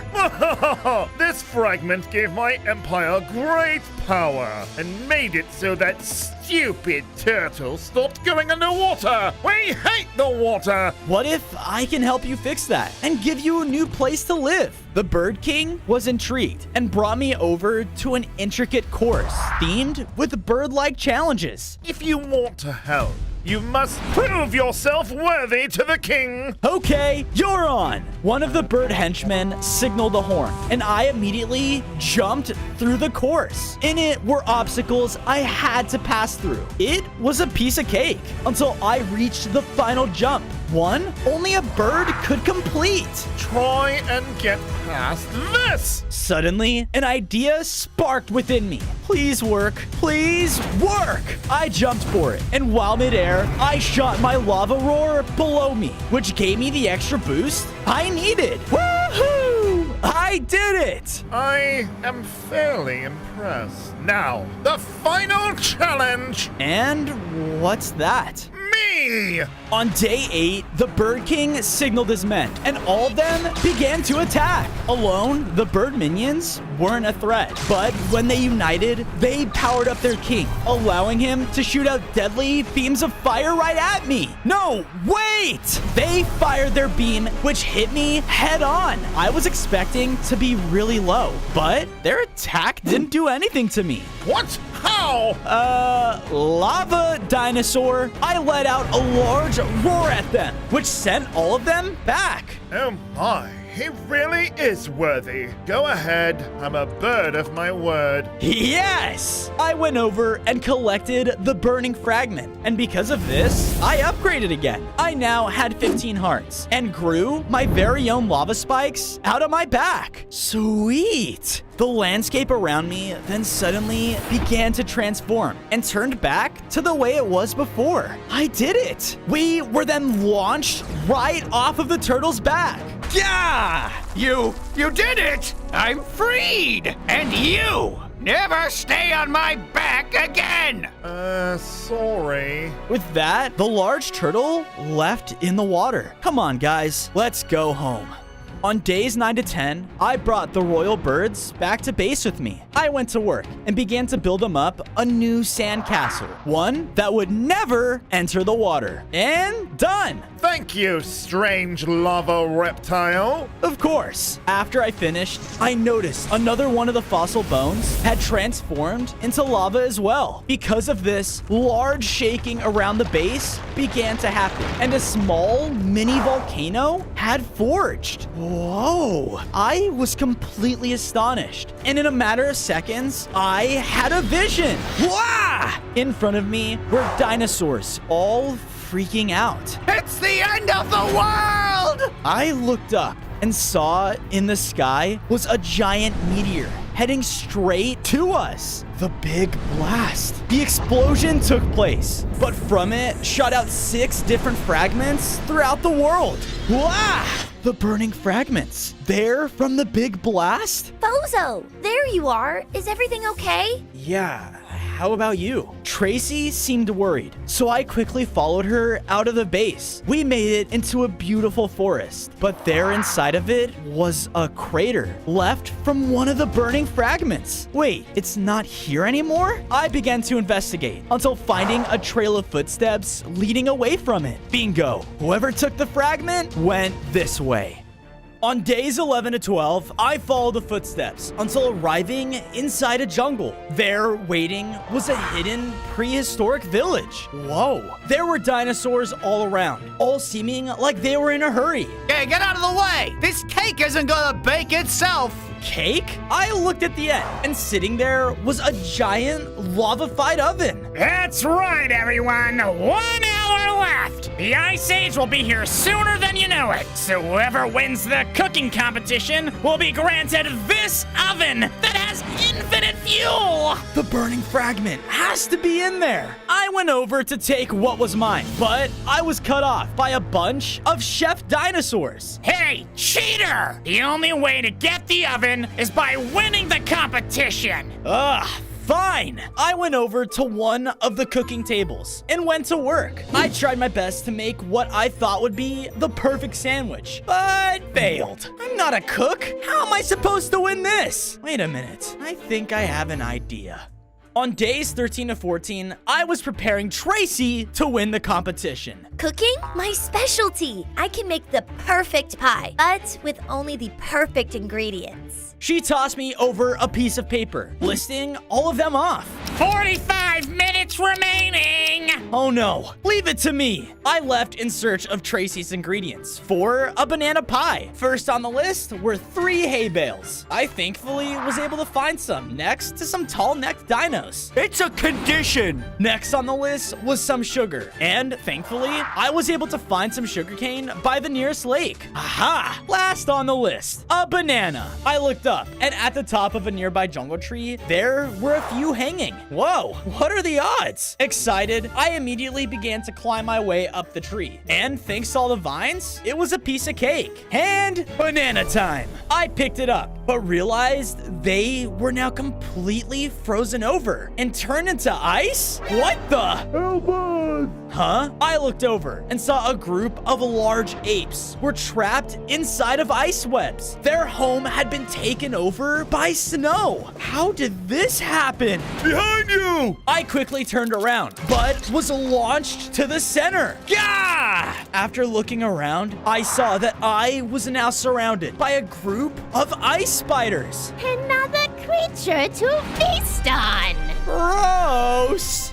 On days 15 to 16, the 3 spiders all rushed in towards me. They shot out spews of ice webbing that would easily get me stuck in place. And they tried to bite me whenever they could. Yeah! Stay away from me! I did my best to attack back, but nothing I did was working. They were just too strong. One of them bit me again, causing my heart to get low and my vision to fade.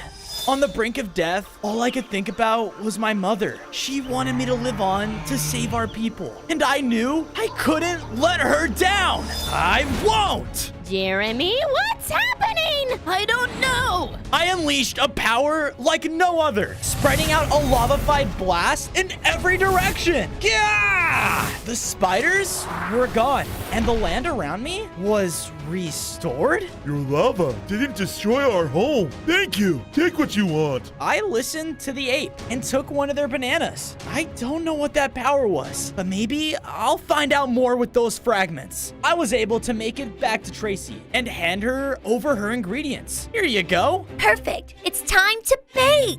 On days 17 to 18, Tracy went to work. She was as fast as lightning and was moving everywhere at once in the kitchen. Cut the bananas, check the heat, prepare the toppings. Whoa! 30 seconds left! I didn't know if she was gonna make it, but as the final bell rang, she finished. She made the perfect banana pie. The contestants were all lined up, and the judge went to taste their creations. I prefer my chickens roasted. Aww. He was cruel, but when he tasted Tracy's food, this is the best thing I've ever tasted. You win! Yes! Tracy and I both went over to the oven and claimed our prize. Go ahead. I listened to her and went inside the oven to collect its burning fragment. When I did, I began to upgrade. I now had 20 hearts and had the ability to shoot down a beam of pure lava whenever I wanted. Yes, we did it! On days 19 to 21, Tracy and I brought some of the hungry dinos back to our base. All of us dinosaurs were practically hiding away now, and I knew we all had to work together in order to stop the Ice Age. And done! A little dinosaur village just for you guys. After another fossil had activated in the base. Yes! But just then, one of the dinosaurs ran up panicked. My child! He was just taken away! What? I followed where she pointed until reaching a beach. There, at its shoreline, was a large wooden ship with reptilian pirates on board. There are pirates in the prehistoric era? Could this be our latest recruit? I'm scared. Hey, leave them alone. I jumped in and cut them off. The captain was caught off guard and tried to slash me down, but I knocked him back with my new power. The lava dinosaur? Just the T-Rex we be looking for. Oh yeah? And why's that? The captain went off inside his quarters, and I followed. There, on his table, was a mysterious map leading to a treasure. I've been trying to expand me crew to find the treasure, but with you, I won't need to. Well, why would I help you? Because with all this treasure, it be said a burning fragment lies at the center. Now, what do you say? Will ye join me crew? On days 22 to 26, I joined the captain's crew. We were sailing through the nearby rock reefs until I saw up ahead was a large island with a deadly skull at its center. That's just for decoration, right? We finally arrived, but as we stepped foot at its shore, fossil-like guardians emerged from the ground. Arr, this land's supposed to be abandoned! Huh? Don't let him get the treasure! Yes, we have to fight our way through. The two opposing forces clashed on the island. It was an intense battle, both sides overpowering the other. Yeah! I looked over to the skull and knew the treasure had to be there. We have to run for it. The captain and I were able to make a break for it, but we turned to see the skeleton's forces were right on our tail. Yarr! Go, Captain! We'll hold them off. The pirate threw a bomb that exploded the mouth of the cave, which caused the cave-in to separate the two of us. Come on, we better hurry. The captain and I made our way deeper on the island and were met with a locked vault room. Next to it was an underground water ravine, and at the bottom held a lever, the key to get to the treasure. So, I'm the captain, which means you will flip the switch. But dude, I'm lava. Right, here. Take this! He then threw me over a water resistance potion. It lasts 1 minute, so ye better make it count! On days 27 to 29, I drank the water potion and immediately jumped into the water. Thankfully, with it, I was immune. Okay, just flip the lever and get out. I went over to flip the lever, but as I did, a deadly growl came from a dark cavern behind me. Hello? I was met with nothing, so I flipped the lever. But as I did, a giant megalodon darted out, almost swallowing me whole. Whoa! 30 seconds! I brought my skeleton crew here because our last home was destroyed, and you visitors will not take what's ours. He was doing everything he could to defeat me, and every time I tried to swim up, he would just drag me back down. Yeah! No! I need it to stop the Ice Age! As I said this, my potion wore off, and my hearts were quickly depleting. I thought I was done for, but the shark took me back up to the surface. Yeah, you helped me? The Ice Age, that mammoth beast. He's what destroyed my home, froze my oceans. If he isn't stopped, the world will never be the same. With the shark's permission, I went over inside the treasure room and collected the burning fragment at its center. Because of this, I upgraded once again. I now had 25 hearts and grew out my very own spiky tail to hurt my enemies with. Oh yeah! Don't worry, Megalodon. I'll give you a new home. On days 30 to 32, the captain and I made it back on the island, but were shocked to see the entire battlefield had been frozen over. The island felt like a tundra, and at its center was the large mammoth and his army. You! The lava dinosaur! He sent out an ice shockwave towards me, but I barely dodged it. The Ice Age will happen. It's about time it does. For eons, you dinosaurs have ruled the world, while me and my family have been restricted to scraps. Well, when that meteor hit and you were all left weak, I knew my time had come, and I won't let someone like you ruin it! He shot out another attack, but the captain pushed me out of the way. We gotta go now! We jumped on the ship and began to sail away, leaving the mammoth behind. I have your family! There's nothing you can do! On days 33 to 35, the reptile captain and I sailed safely back to my base with the Megalodon. I made sure to fix up the captain's ship as best as I could to thank him for what he did. I even had the others help me dig out an underwater cave just for the Megalodon. I'm so sorry for what happened to both of your guys' crews. Aye, matey. It's no one's fault but that wretched mammoth's. Aye. As they said this, I noticed that the fourth bone on the fossil had activated, and the volcano in my base grew even larger. Whoa. Do my eyes deceive me? Is that the volcano of balance? The volcano of what? It must be. It's a volcano known to bring balance to the entire world.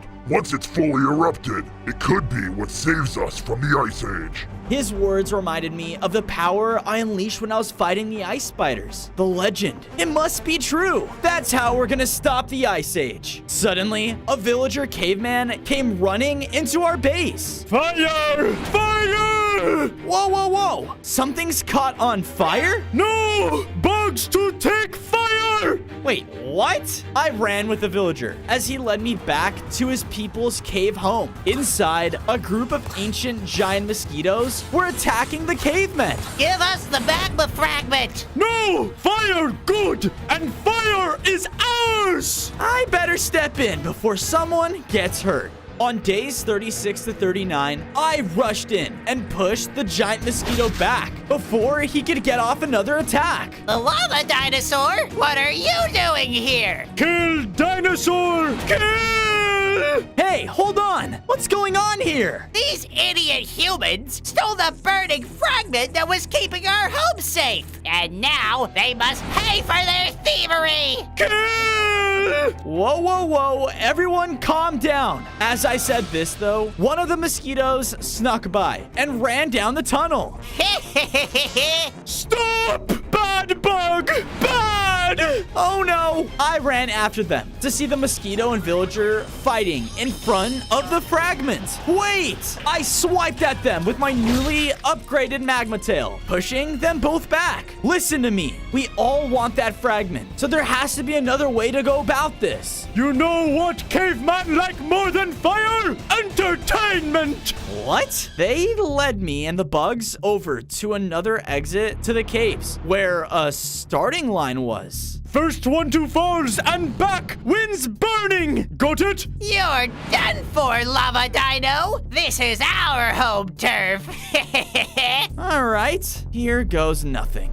On days 40 to 44, the race began, and the mosquitoes instantly began to fight dirty. They clearly knew the area and kept attacking me and cutting me off as we ran. Ah! This is totally unfair! Aren't you gonna do anything?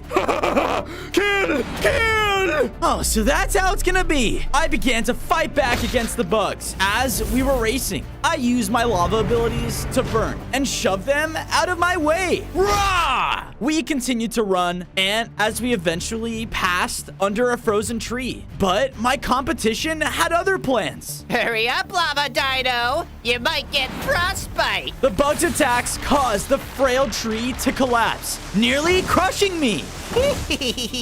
I said, enough! In my rage, I burst forward, gaining the lead in my much larger form. Rah! No! No! I finally made it to the falls, the halfway point. Now, just to head back. But the mosquitoes then surrounded me. Where do you think you're going? One of them shot out a bloody attack that struck the ice below me. Because of this, everything started to crack. Oh no. It cracked open, causing me to fall. On days 45 to 47, I fell down into a frozen cavern under the ice. Have fun getting past Teddy. Yeah, hasn't eaten in weeks. See ya. No, wait. My shouts suddenly seemed to alert something, and a loud roar echoed throughout the tunnels.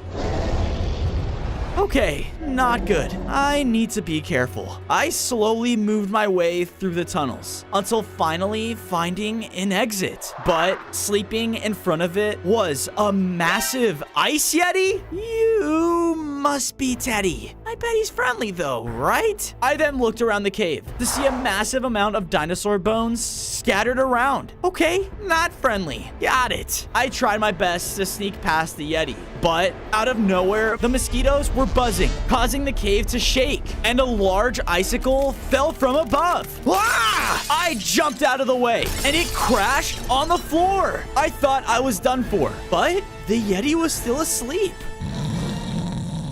Phew, that was a... Food! Oh, come on. That woke you up? On days 48 to 52, the Yeti rushed in recklessly. He had very powerful slams that shook the entire cave. I tried using everything I had against him, but that just made him angrier. I need food! I gotta get out of here! I tried to make a break for the exit tunnel, but the Yeti slammed the ground behind me, sending me flying towards the ceiling. Ah! Lava Dino? What a joke! Ah! The Yeti's attack caused me to break through the ice, leaving a massive hole in the ground. What the? Ah! Hey, are you okay? Yeah, I'm fine. Hey, Teddy. Did I forget to bring you food again? Silly me. Let me just go back and find you some really quick. You food! He ran in to smash the bugs to pieces. No! Hold on! While distracted, I saw that there in front of me was the finish line. I can still win, but I can't just leave them to die. I ran up to the hole and blasted the Yeti with my lava beam attack, which pushed him back. Hurry! Get out of there! My attack gave the mosquitoes enough time to fly up and out of the hole. I thought you were a goner. Me too. If it wasn't for him. But why? Why did you save me? Well, I've come to realize everyone is scared right now. You guys just wanted your home back and to be safe again. But we left you to die. I know what it's like to lose your home to the cold. We all need to work together right now, though. Oh, you're right. Go on ahead. We'll let you win the race. Yes. The others let me walk across the finish line ahead of them, making me the winner. All right. Where's my prize? Huh? No! No violence! No deal! But you guys promised. No! Now, caveman, kill! The villager caveman rushed in to attack me, but the mosquitoes flew in. Yeah, I don't think so. Yeah, you stinky humans. Scram! Hello? Ooga booga? Caveman, run! The villagers knew they couldn't take us all and quickly scattered away from the cave. Thanks, guys. Don't mention it. I guess we'll live in this stupid human cave now. Actually, I have a better idea. On days 57 to 59, I went into the side cave to take my prize. And as I grabbed the next burning fragment, I began to upgrade. I gained 5 more hearts and grew even larger in size. Because of this, I now had a brand new lava dash attack. Whoa, sick! I then went back to the frozen falls with the mosquitoes. All right, you're connected to the volcano of balance. Just use it. I focused all of my energy and sent it outwards in another lava-fied burst. My powers melted all the ice and returned their homes back to normal. It worked. Whoa, thank you. Thank you so much. It's like I said, we all have to work together. Yeah, you're right. Why don't you take some of my best men? They'll gladly help you take down that big dumb mammoth. Thanks. Come on. I know just the place for you guys to stay. On days 60 to 63, I led the mosquitoes back to my base. I made sure to build them up a nice place to remind them of home. Here you go. It's a little hotter here than we're used to, but thanks, bro. I then went over to the large fossil to see the 5th bone turned to lava as well. Just one more burning fragment should do it. Nice work, Fozo. But before you go to find the last fragment, I think you need to go see something first. What do you mean? I traveled all the way back to where I hatched all of those days ago, and the place was still a frozen wasteland. Why did Tracy say I needed to go here? I looked around until I saw that the mammoth and his ice minions had moved into the area where they gathered up all of the frozen dinosaurs. Mom! My Ice Age has almost completely taken over the world. It's too bad your son is powerless to stop it. Actually, about that, sir. He's starting to melt some of the biomes. He what? Well, what are you doing standing around here? Find him! His minions began to scatter, going out to search for me. I could tell, though, my mom was hurting in her frozen prison. I'm sorry, Mom. I'm not strong enough to stop him yet. As I said this, I heard footsteps approaching behind me. Who's there? Oh, it's the lava dinosaur. Thank goodness. Come with me. My people need your help.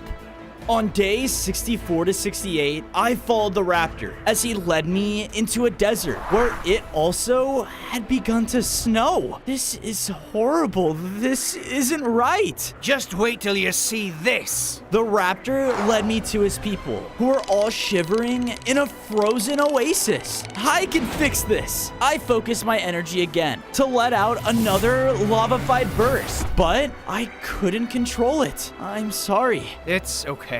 Normally we would ask the fossil pharaoh for help, but he's locked himself away in his temple with that burning fragment. Wait, he has the last fragment? I need to see him. But first, I made sure to do all I could to help out the raptors, making them campfires to warm themselves up with. Thank you. Now go. The temple is that way. You can't miss it. I went in the direction he pointed, running deeper into the snowy desert until I came across a large pyramid. Whoa, this fossil pharaoh must be really full of himself.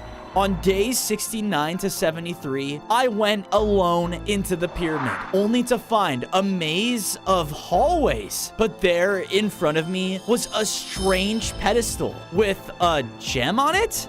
Wonder what this is for. What? What's that? I looked down the hallway to see a group of fossil snake people. An intruder! You dare disturb the feral sanctuary? Wait, I just need to talk to him about... Get him! The snakes began to rush down the hallway towards me. Oh no! I ran as fast as I could, weaving through the maze to escape them. Ah! Every chance they had, though, they would shoot out a tornado of sand that would cut right into me. Yeah! Sand in my eye! Sand in my eye! The snakes continued to pursue me until I arrived in a hallway full of platforms and water that led to a door. Bingo. Better not mess this up. I quickly began to jump onto the platforms, going as fast as I could. But then... Stop him! The snakes were in a hurry and didn't see the water, which caused them to fall right in. Ah! I can't swim! I can't swim! I guess water is also their weakness.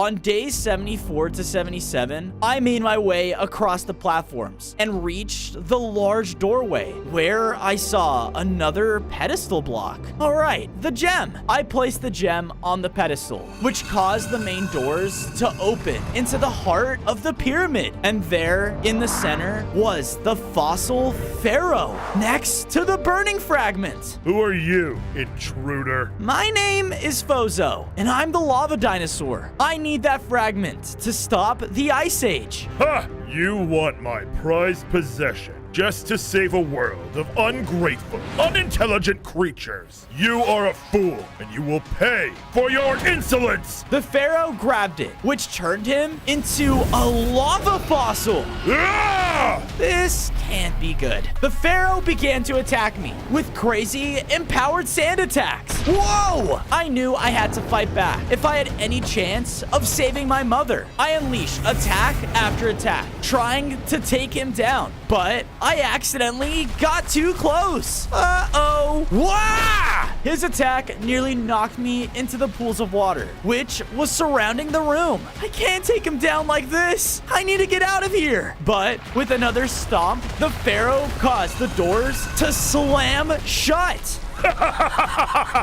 There will be no running. Oh no, there has to be another way out. I have to find another way. On days 78 to 80, I ran for the closest gem, but he was still trying to take me down. Yeah, got it. I made a break for one of the side doors and placed the gem down. No! Sorry, Pharaoh, but I'm getting out of here. As I said this, though, the doorway opened and water flooded into the chamber. The water crashed into us both, hurting us equally. You fool! You're wasting my water reserves! And now you're also extremely weak to water. I looked over and saw the second gem. You wouldn't dare! Watch me! We both raced across the room as I used my lava dash to get to the gem first. The pharaoh unleashed another barrage of attacks, which knocked me to the side.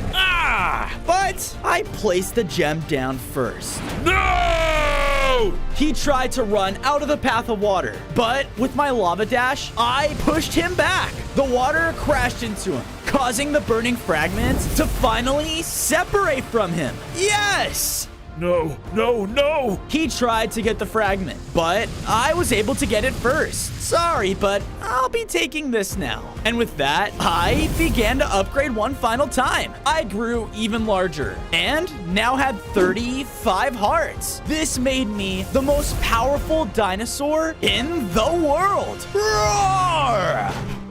Please, don't kill me. I just wanted to survive the cold. I know, and I get it. But now you have to pay for what you've done. Together, the pharaoh and I returned to the raptor's camp. With his power and my lava-fied burst combined, we were able to completely melt the oasis, turning it back to normal. Yes, I can finally control it. Pharaoh, you've finally come outside your pyramid. That's right. The dinosaur has shown me there is another way to fight the Ice Age. Together, you go on ahead, Fozo. I need to make sure these raptors are ready for battle. I'm on it. On days 86 to 90, I was running back to my base to finish the Volcano of Balance when I came across the Ice Army marching. Wait, they're headed for my home. Heave, men! Heave! The Ice Army was pushing along carts that had all of the frozen dinosaurs. What are they doing? Sir, why do we have to bring all this dead weight with us? They aren't going anywhere. You little ignorant beast! In a fit of rage, the mammoth killed one of his own men. Whoa! I won't let these prisoners out of my sight. And before long, we will tear that fabled volcano to the ground. Oh no, they know about the volcano. I have to slow them down. I shot out a quick lava beam that lit the back of the cart on fire. What? Where is it? With this distraction, I quickly snuck ahead and sprinted to my base. On days 91 to 94, I made it safely to my base, just in time. My friends gathered around as the final fossil bone became active. This caused the ground to shake as the volcano of balance grew to its final size. Yes, we can finally fight back against the Ice Age. Okay, then, how do we do that exactly? As Tracy said this, the volcano began to fill with lava as it flooded out into the area. The volcano needs time to build up enough power, me matey. No, we don't have time. Just then, a cold started to roll in, and our entire base started to snow. Fozo, they're here. What are we gonna do? We are gonna fight and save all of those frozen dinosaurs. I'm coming, Mom. Just hold on a little longer. On days 95 to 99, I went out to face the Ice Army outside of the base. Not one step further. Not gonna run away this time? Well, so be it. That volcano's gonna be frozen over before you know it. I'd like to see you try. With that, the Ice Army began to rush in and attack. I could feel the Ice Age's strength even more now as their cold attacks tore right into me. Gah! Stay away from him! Tracy heroically ran in and was doing everything she could to keep the ice minions away. The captain even sailed his ship around and started blasting at the army with his cannons. Fire! Enough of this! With a powerful stomp, the mammoth sent out a wave of frost that summoned giant ice spikes right into the ship. No! The ice army was starting to overwhelm Tracy and I too. But then I heard something. Charge! Coming from behind was the fossil pharaoh, who was leading the raptors. They flanked the ice minions and started to take all of them out. I'm done messing around. That's all that matters now. In the chaos, I was finally able to run up and unleash a lava-fied blast to melt all of the frozen dinosaurs. Mom! My boy, you've grown. What happened? It's okay, just rest. You're safe now. But as I said this, the mammoth had made it to the volcano. No! On day 100, I ran back into the base, just as the mammoth stomped on the ground again, which caused the volcano to begin to freeze. Your little plan is foolish, lava dinosaur. Nothing can stop me. You didn't win yet. You still have to stop me. I ran in confidently, as my upgraded form was ready to take him on. He was still extremely powerful though, and was by far the toughest opponent I had ever fought. His powerful slams and ice attacks would slow me down, but my lava was burning away at him with every hit. I pushed him back with my magma tail, only to see that the ice was still growing on the volcano. No! I tried to run towards it, but the mammoth shoved me back with a charge. Yeah! I have waited too long for my time to rule this world, and I won't let a stupid dinosaur like you stop me! The ice grew again, nearly covering the entire volcano. I thought back to all my friends who fought with and for me, my people, and my mother. I'm sorry, but I can't let them down. I focused everything I had on my lava powers to charge for one final lava burst.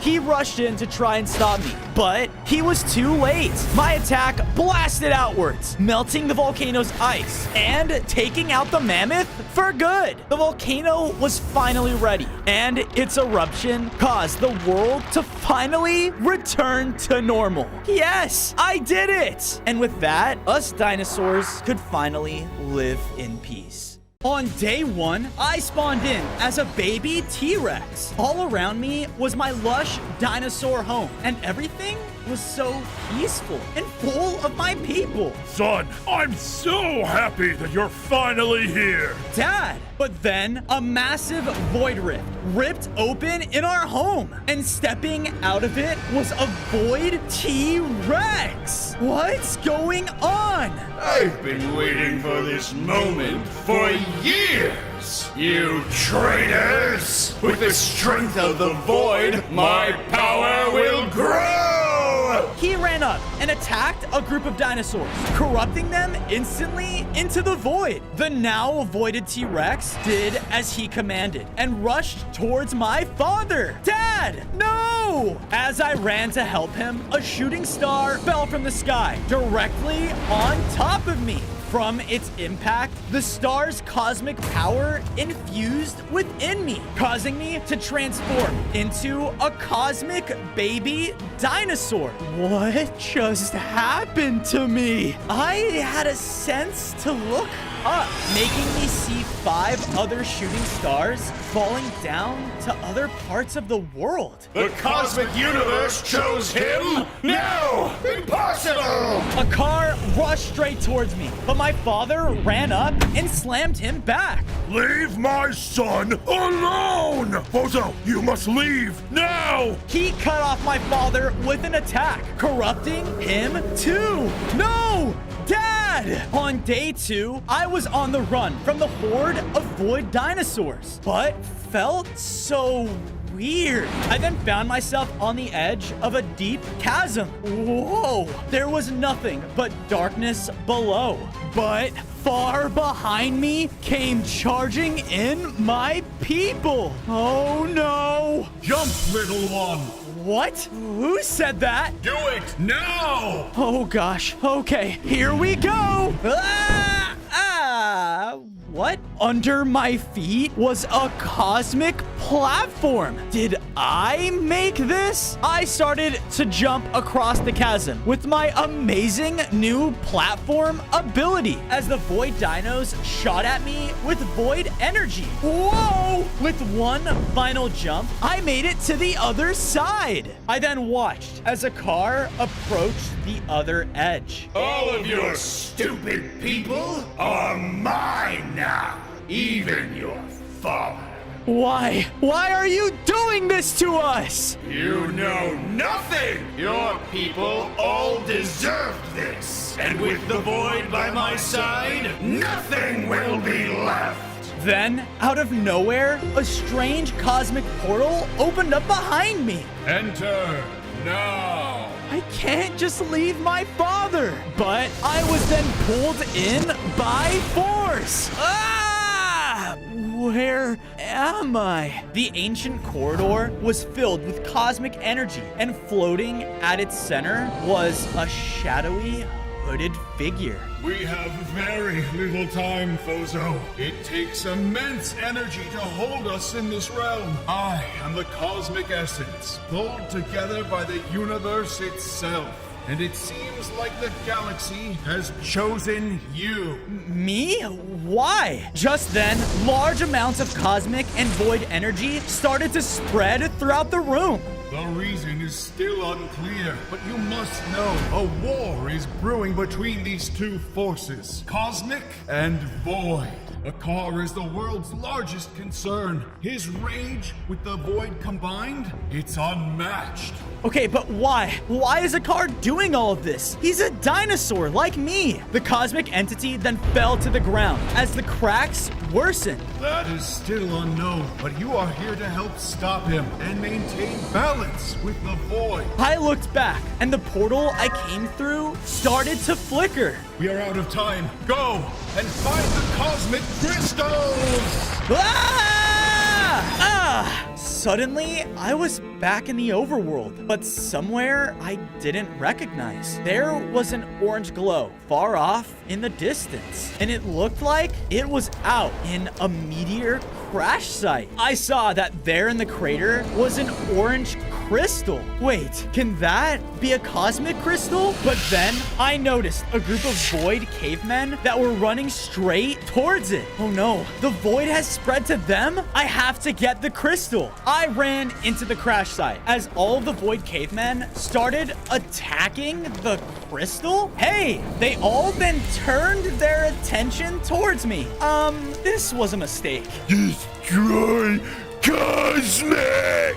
Uh-oh! The caveman began chasing me around the crater, slashing void attacks straight at me. I gotta do something! Out of panic, I let out a large roar, sending the cavemen back. I took off through the opening and jumped towards the crystal. And as I touched it, I felt its cosmic energy infuse within me. I gained 5 more hearts, became a larger dinosaur, and now I could unleash a cosmic roar. In one powerful attack, I took out a whole group of them.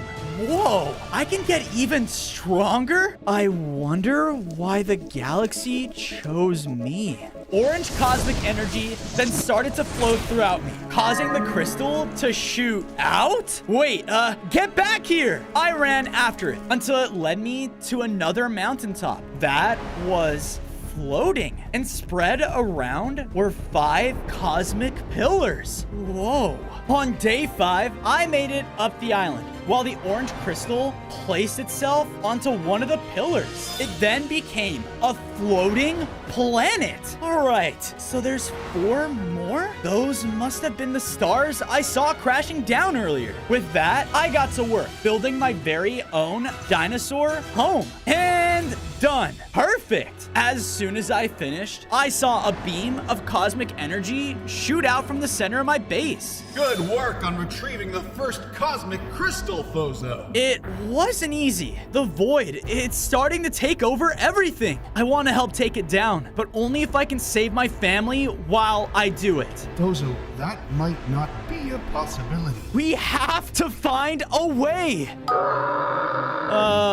What is that? I looked back over and saw a boar running through my base, destroying everything. What the? The boar then started to rush towards me. Ah! Bad, Roger, bad. Sorry, you can get a little crazy sometimes, even more since our home was taken. Did you say taken? By who? On day 6, the goblin brought me all the way to his tribal home, but there was corruption everywhere. Just like my home, void goblins and more void T-Rexes were all lined up, looking out as a car called out.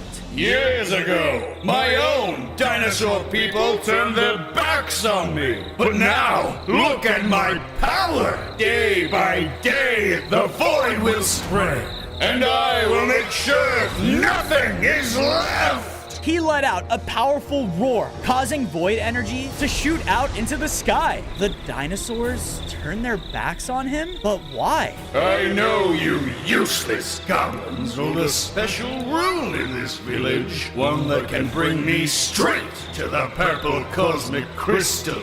Now, where is it? A crystal? We can't let him get that rune. Well, you're in luck. Good old Rook and Roger happen to know exactly where that is. Can you take me there? Yeah, I can help you, but you'll owe both of us. He led me to an ancient cave nearby, and it had a long tunnel leading to the rune. The rune's right here. In order to get it, you must overcome the Cave of Trials. On day 7, I heard the void creatures getting close. I guess we don't have a choice. Here we go. I ran in with Rook right behind me. The first obstacle was a massive spiked pit, and I instinctively jumped and made a cosmic platform to us to spring across. Hey, that was easy. Watch out! Suddenly, falling from the ceiling was a giant boulder. Ah! We ran down the tunnel with the boulder getting closer and closer until we made it. I ran up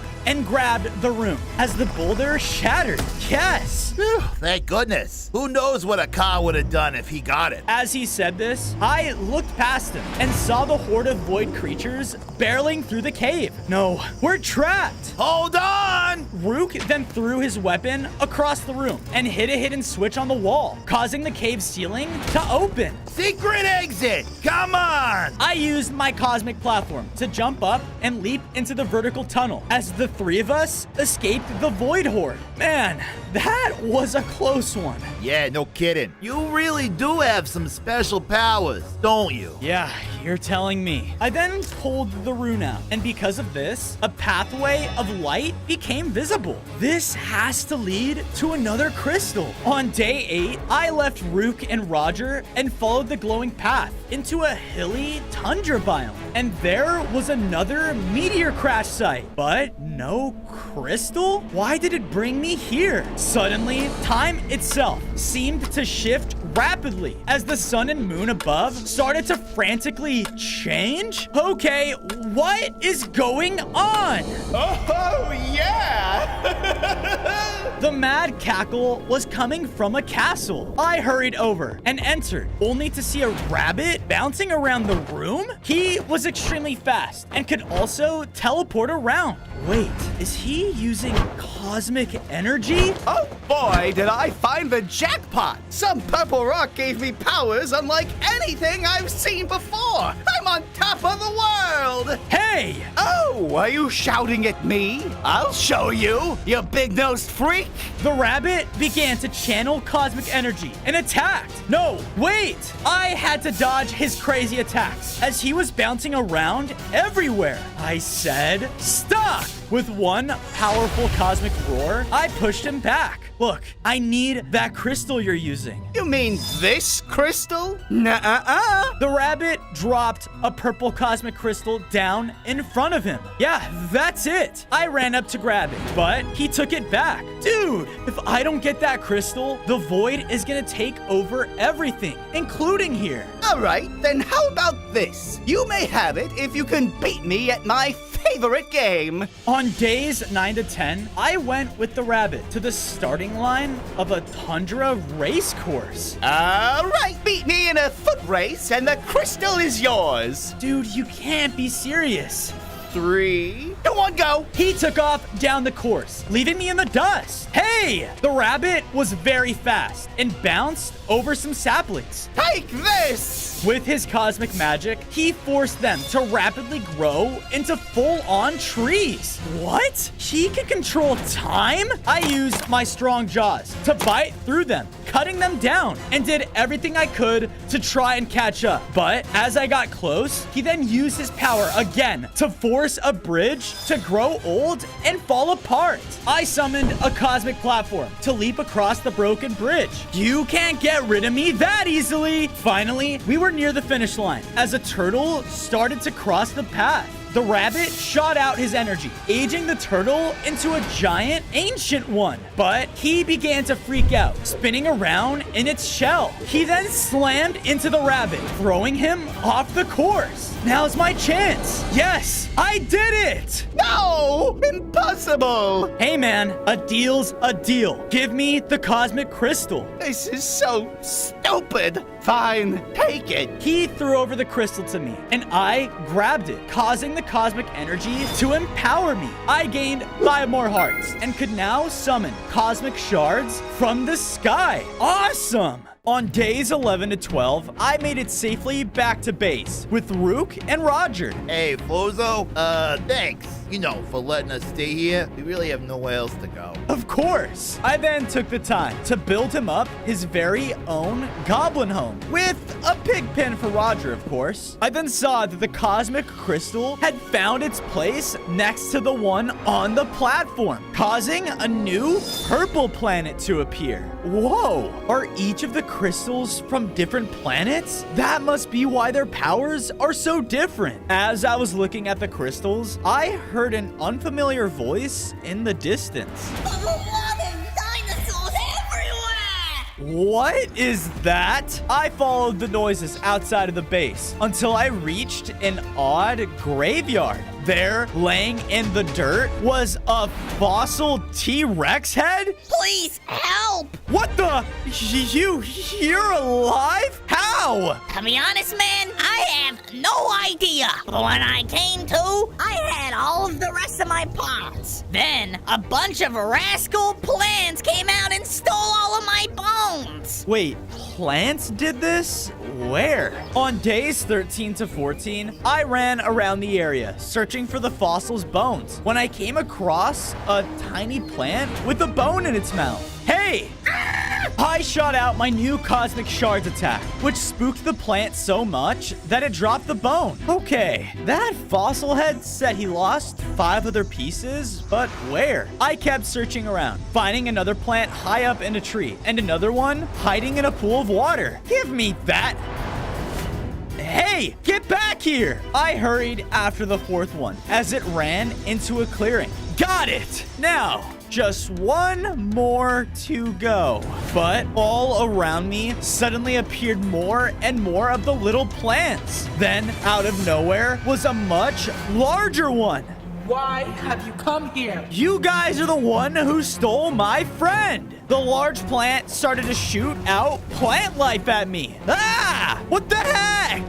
Leave us at once. I just want somewhere for my children to be safe. What are you talking about? The mother plant stopped fighting and motioned me to a hill as we looked out into a jungle far beyond. But something was wrong. The jungle was made out of sand? That is not natural. And in the center of it all was a familiar yellow glow. The next cosmic crystal. Our jungle home wasn't always like that. And now it's being ruled by a tyrant. It's all right. I will go and get your home back. But only if you give my T-Rex friend back his bones. On days 15 to 16, I headed into the sand jungle, walking past cacti and jungle trees.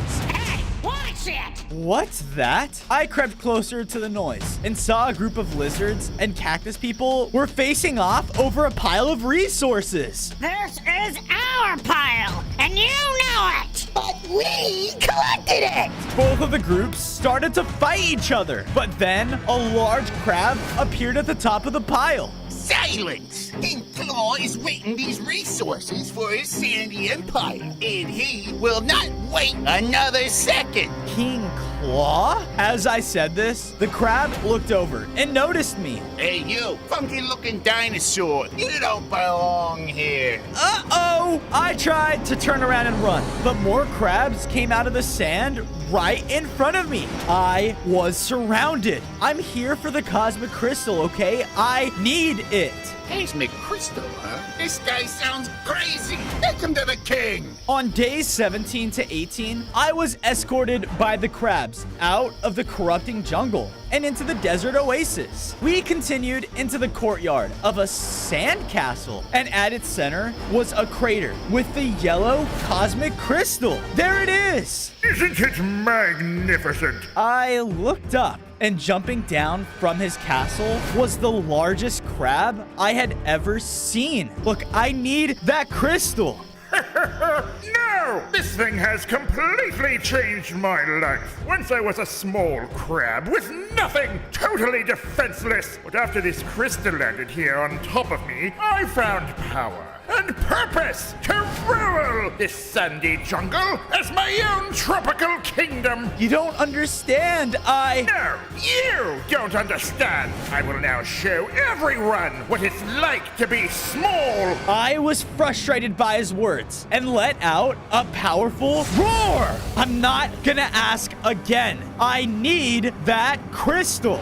So, you have chosen violence. Very well. On days 19 to 20, King Claw rushed in to fight. As we did, he would use his massive claws to back into me. With the crystal by his side, he was no joke. Now! Ah! Stop Stop! Just stop this! Our real enemy is the Void. The only enemy here is you! He was about to slam down onto me with a final attack when suddenly a pulse of void light erupted from beyond the castle walls. It corrupted the terrain instantly, and a void insect appeared. No, the void. It's here. The moth flew towards us, and another void pulse corrupted part of the castle, killing some of the sand creatures. No! King Claw started to run toward the moth, and so did I.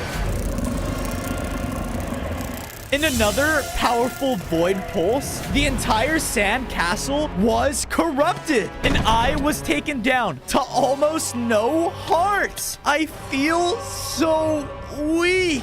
No! My kingdom! With all the destruction going on, I passed out. On days 21 to 23, I awoke in a strange void forest. Ah, my head. Where am I? I tried to run, but as I stepped forward, I was frozen by some kind of void magic. Ah! I then heard a roar and turned to see that stomping towards me was a car. You let me go. So be it. The circle of void magic faded away around me. Ah! I was about to blast him with a roar, but he easily countered me. I am not afraid of you, or anything for that matter. Not anymore. Especially now that we have the yellow crystal. Why? Why are you doing this? You're a dinosaur like me. You hurt our people, our family. Family? Those people are anything but that, especially to me. When I was just an innocent child, I was the smallest around, or some would say the weakest. All others didn't even see me. They would only laugh, until one day they left me behind, an outcast, to your so-called family. I was filled with nothing but anger and hurt, until one day I heard it. A power like none other. Something that would make me be seen. Make me stronger than everyone else. The Void. A car moved even closer, lording over me. I vowed from that day everyone will see just how strong I am. Void energy started to rumble around us as his anger made the ground shake. I quickly blasted him in the eyes, though. I took this opportunity to sprint past him and run into the void forest. Moth, go and take down that peasant for good. On days 24 to 26, I was running through the void dimension, just trying to find a way out, until I came across a horrifying fortress, one with a terrifying creature hovering over it. That's it. That's the void. Then I noticed a bright yellow glow coming from inside the cosmic crystal. It's in there. I rushed through the structure and finally made it in a chamber that held the crystal. I was about to grab it, but then one of the giant eyes appeared in the window, and instantly the void moth was summoned in front of it. Not you again! We began to fight as the moth would attack with void energy, casting magic that would slow me down. I can't lose. I can't! I blasted the moth with my cosmic abilities and made a break for the yellow crystal. I grabbed it, causing its energy to infuse into me. I gained 5 more hearts and was now much stronger. I unleashed my new attack, a stream of cosmic asteroids towards the moth. And with that, I took him down. Yes! I then heard a car roar off in the distance. Oh no. He knows I got the crystal. I gotta get out of here. The cosmic crystal suddenly rose up and started to fly around the room. In a huge blast, the crystal created a rift back to the overworld. That's my way out. Here goes nothing. On days 27 to 29, I walked out of the closing portal right into my base, looking up just in time to see that the crystal found its place on its own cosmic pillar. Whoa, a yellow planet? How many planets are there? Hey, dude! I noticed that the fossil T-Rex had gotten all of his bones back. Hey! Yeah, thanks to you, I sorted out my differences with those dumb plants, and they gave me back my body. Sweet! Well, let's get you a place to stay. I built him up his very own Jurassic graveyard in our base. Then I heard the sound of a creature approaching my home, and as I went to confront them, I saw a tiny crab? Wait, King Claw, is that you? Yes, without the crystal, I have returned to my regular small body. Well, let me give you a new place to live. I took the time to build up the king his very own sandcastle and moat. There you go. There's one thing I must show you. Follow me. He then led me out of the base to an abandoned shrine I had never seen. When we fought one another, I thought I recognized your cosmic powers, and then I remembered it was here. Maybe this is connected to my powers somehow. I walked into the center of the shrine and began to focus on the cosmic energy I had absorbed so far. Because of this, something began to happen. On days 30 to 32, I was summoned to another cosmic shrine high up in space. There, arriving just before me, was the cosmic essence. Little one, you have to move faster! Hey, I'm trying! The entity, with a wave of his hand, teleported us to a desolate landscape. Look, I've seen this already. I know what the void can do.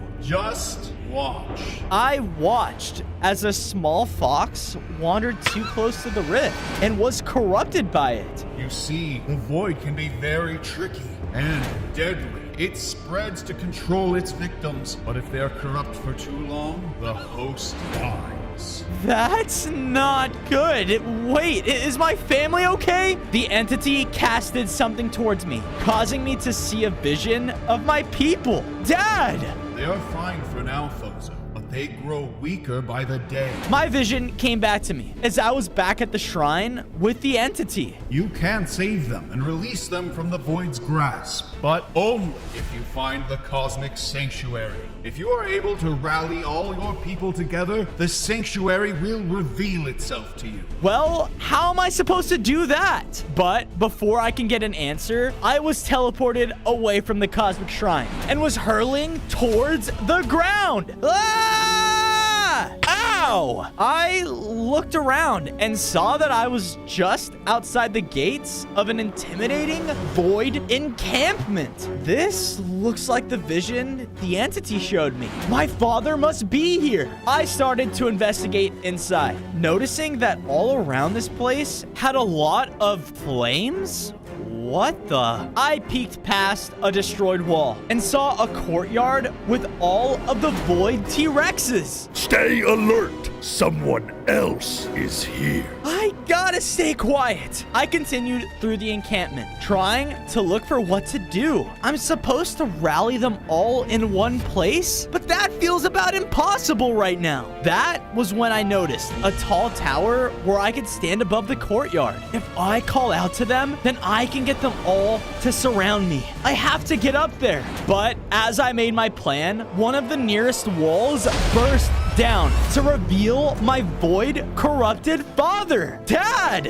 I knew you would show your face here eventually. Please, Dad, listen to me. The void, it's corrupting you. The void has done nothing but empower us. It has shown us the truth. With Akar's rule, the world will know not to resist. No, wait! He slashed towards me ruthlessly with his void-empowered abilities. I knew that I had no choice but to fight as our cosmic and void attacks clashed. My dad then struck me back with his attack, hurting me a lot.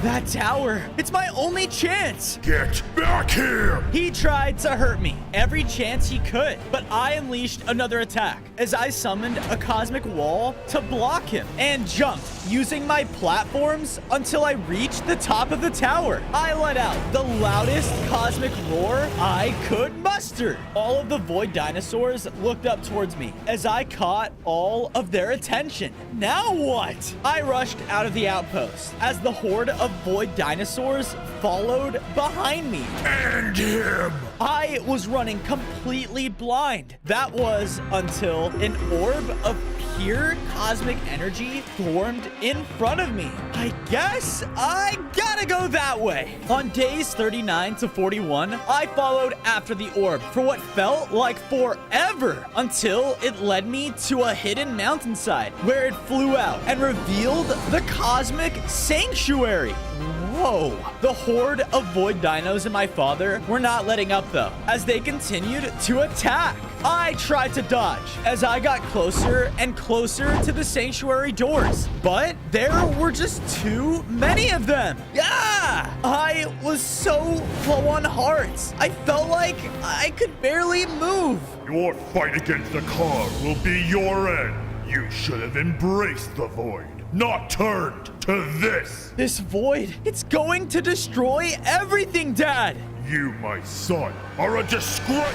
Finish him. They were about to attack, but I was so angered by his words that it built up until I let out a large radial blast. It knocked all of them back, giving me an opening. Once inside the sanctuary, the room was full of energy, and there was an active circle of cosmic magic at its center. On days 42 to 44, I ran in the magic circle. There you are. No more running. I stood and waited for them to get closer and closer. Come get me. They all leapt in to attack, but I dodged out of the way as they moved into the magic circle, and something began to happen. Cosmic magic began to move around the room as the energy built until they were all purified. It worked. You freed us, son. We didn't have control over any of our actions.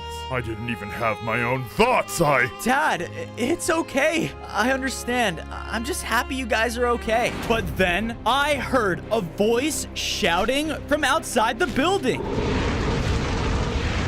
What was that? Me and my father ran outside of the sanctuary to see a skeletal dragon was flying overhead. It was breathing down cosmic flames and burning everything in sight. Hey! That dragon. I've seen it before. It recently attacked the Void Outpost, and it's made up of all cosmic energy. That's why there were cosmic flames. It must be connected to the next cosmic crystal. I must burn the world to defend myself. Defend itself? Wait, is the dragon the green cosmic crystal? The dragon flew away, using its cosmic wings to propel itself into the sky. No! How are we supposed to find it now? On days 45 to 47, I brought my dinosaur family all the way back to our base. Wow, Fozo, you've done so much. I'm so proud. Thanks, Dad. From there, I gladly went on to build all of the dinosaurs their homes, made specifically for them. They all seemed to be so happy to feel safe again. I wonder if I could bring them back from the void. Is there a way to do that to everyone else? First, I need to find that cosmic dragon. Did you say cosmic dragon?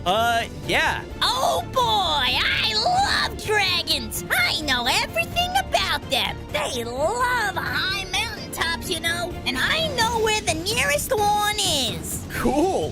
Where? Where? Oh, come on, pal. Let me show ya. The two of us left and were traveling until we were stopped by a horrifying sight.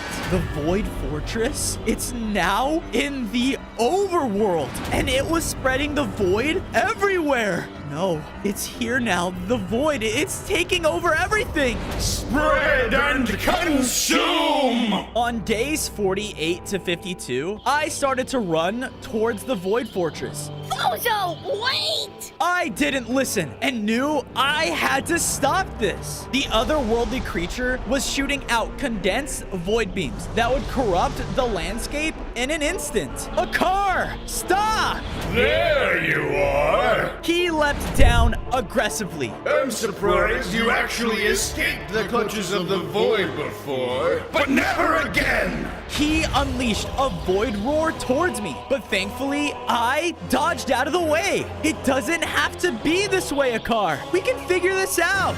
Figure this out! I was seen as nothing! Look at you, the cosmic dinosaur! You're what? The destined one? Here to stop me? Well, I'm here to make sure that never happens! He unleashed another attack, but this time it hit. Ah! I was extremely low on hearts now. I can't die here. Out of nowhere, a green cosmic rift opened up between the two of us. The cosmic dragon! He has to be close! We need to go! I knew that the fossil T-Rex was right and started to leave. That's right! Run, Fozo! Because the next time we meet, it will already be too late. On days 53 to 56, we arrived at the foot of Mount Verlick. Wait, this mountain, it's from another planet.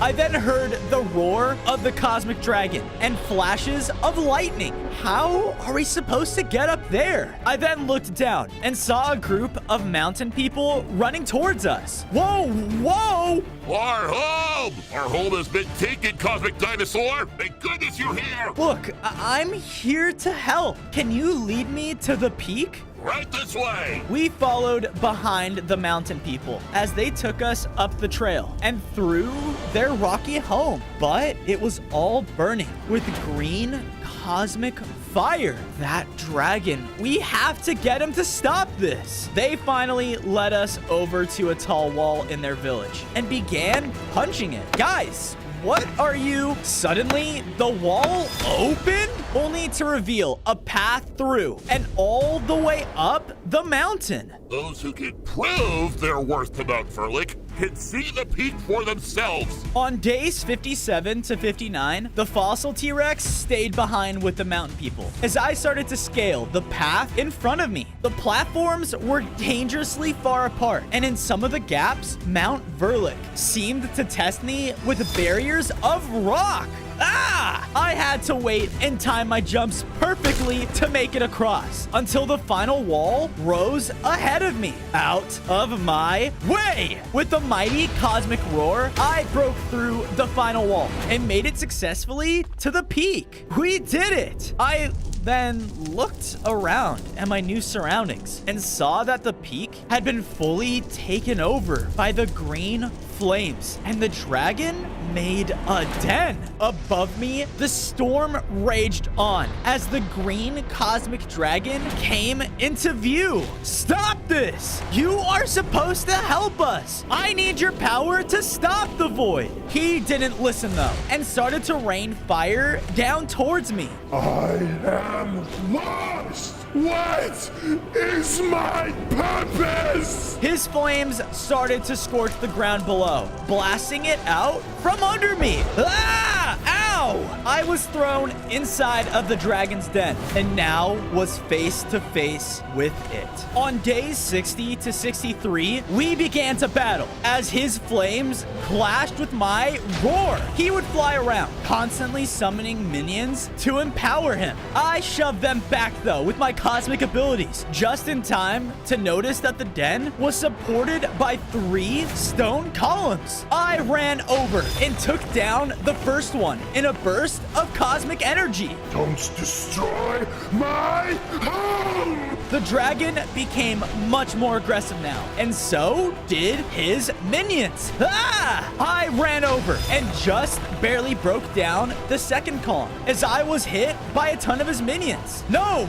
Get back! They were all sent flying, so it was just me and the dragon. But my heart, I was low. This is what you get for destroying my home! But that is what you were doing to the mountain people. What? In his hesitation, I struck the last column, bringing down the ceiling of the den on top of him. My purpose is not to defend myself? No, your purpose is to help defend the world. All of the worlds, especially from the void. Please, join us. Then I yield, Cosmic Dinosaur.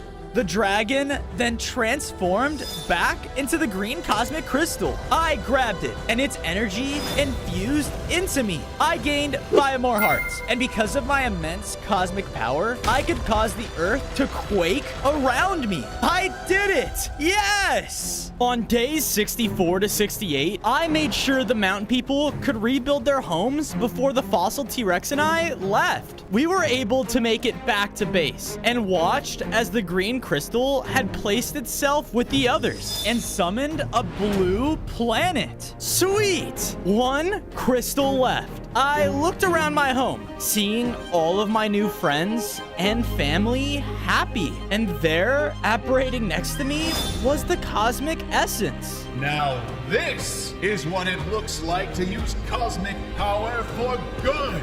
Job well done, Bozo.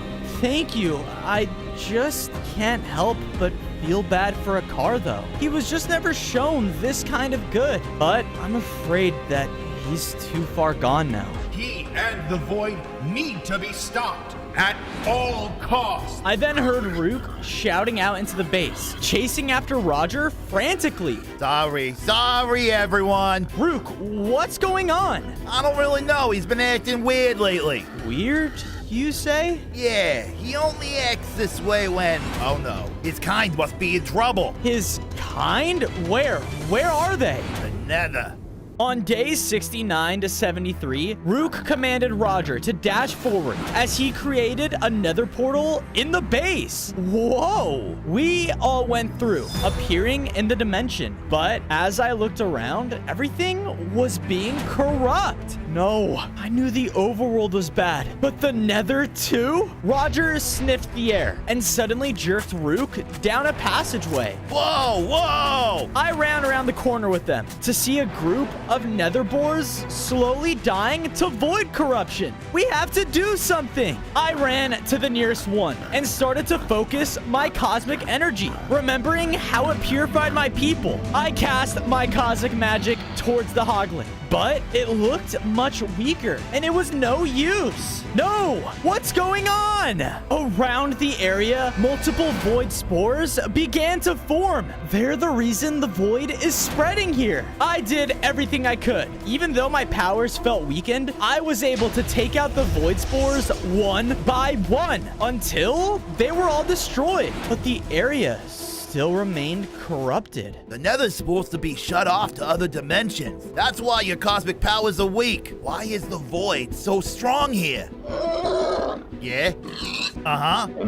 Oh, really? What is Roger saying? Apparently, all the creatures of the Nether are looked over by their lord, but Roger's cousins say he's abandoned them, and they don't know why. What they do know is where his palace is. Really? All right. Who is this lord? They call him the Demon Lord. On days 74 to 77, Rook and I left in search of the Demon Lord. When we finally saw his demonic palace, the only way in was across a long bridge spanning pools of void lava. I can't imagine this guy would be happy to have a simple chat, right? Yeah, you think? We began to march across the bridge when a flock of fire bats flew in our way. You are in the Demon Lord's territory. Turn back now. Sorry, but we can't do that. I have to talk to him. I was hoping you'd resist. Get them! All the bats started to swarm around us on the bridge. Their attacks would burn, and they were so annoying. Rook and I would fight them off as he swung his weapon around wildly, and I would use my weakened powers, but they weren't enough. This is for abandoning Roger's cousins! Ah! Rook ran to attack more bats, And so did I. I stepped forward and chomped down a group of the bats with my powerful bite, taking out the last of them. But I didn't realize one of them was able to get Rook. They were flying up and took him straight into the palace. On days 78 to 80, I wasted no time running straight into the palace after my friend. It didn't take long for me to reach the central audience chamber, and there, standing menacingly, was the Demon Lord. But he was purple, just like the Void. Hey, give my friend back! I heard that the cosmic dinosaur was running around in my domain. I just didn't think it was stupid enough to also make demands. You do know what I can do, right? I'm not afraid to take you down to save him. Oh, little dinosaur. I know far more than you think. With a snap of his fingers, the Demon Lord summoned not only Rook being held in a cage, but the final cosmic crystal. What? I've been around longer than any other being, T-Rex. I've lived since ancient times by always choosing the winning side. And right now, the Void is winning by far. So Akar has entrusted me with this red cosmic crystal. Well, you're wrong. I can prove to you that you should choose the real winning side with us. Prove? You cannot prove anything. In an instant, the Demon Lord teleported me to a different area of his castle. I was now in his dungeon battleground, and he reappeared, but this time much larger in size. You don't stand a chance. You will die here. On days 81 to 85, the enlarged Demon Lord and I began to fight. He would blast me with strange energy and cause his spinning daggers to attack on their own. I was doing the best I could to fight back, but my power was still not hitting hard enough. So this is the power of cosmic? Pathetic. I was knocked down to really low hearts. Like I said, I always choose the winning side. He was about to strike me down with one final hit, but that's when I remembered my journey, my friends, all of the people that are counting on me. Enough! With the most powerful cosmic roar I had ever released, I knocked him back across the room with the full force of my powers. What? That should be impossible! Just like I told you before, you are wrong! Another cosmic roar shrunk him down to the size he was before, and whatever weakening effect the Nether had on me was gone! No! With one final blast, I was able to completely purify him. Yes! That means if I channel my powers enough, I can purify the Void. We both were teleported back to the audience chamber with the red crystal, and Rook was released. On days 86 to 90, Rook came over to me as we looked towards the purified Demon Lord. I was wrong about you, T-Rex, about everything. I neglected my own world even, but I won't anymore. You have shown me the true power of Cosmic. Please, take your reward. Gladly, I went up and touched the cosmic crystal, causing it to empower me. I gained 10 more hearts, and now became the most powerful dinosaur ever.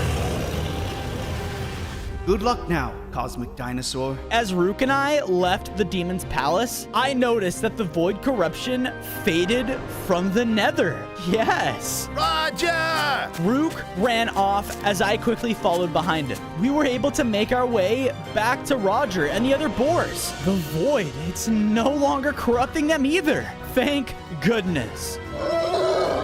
What is he saying? He said that we are very thankful, Bozo. Of course. Now let's get back home. On days 91 to 94, we traveled back through Roger's portal, but all of it was destroyed. All of my friends and family were huddled around the cosmic pillars, the only place not touched by the void. Bozo! Dad! I started to run towards them, just as I saw the final cosmic crystal find its place on the last pillar. A red planet was summoned, and because of this, all of the pillars shot beams of cosmic light out into space. The cosmic essence then appeared, hovering above all of my people. Hurry, Bozo! Stand here! Everyone had cleared out from the center of my home as I ran over and stood in the pillars. Because of this, a beam of pure cosmic energy shot down onto me. The cosmic light empowered me,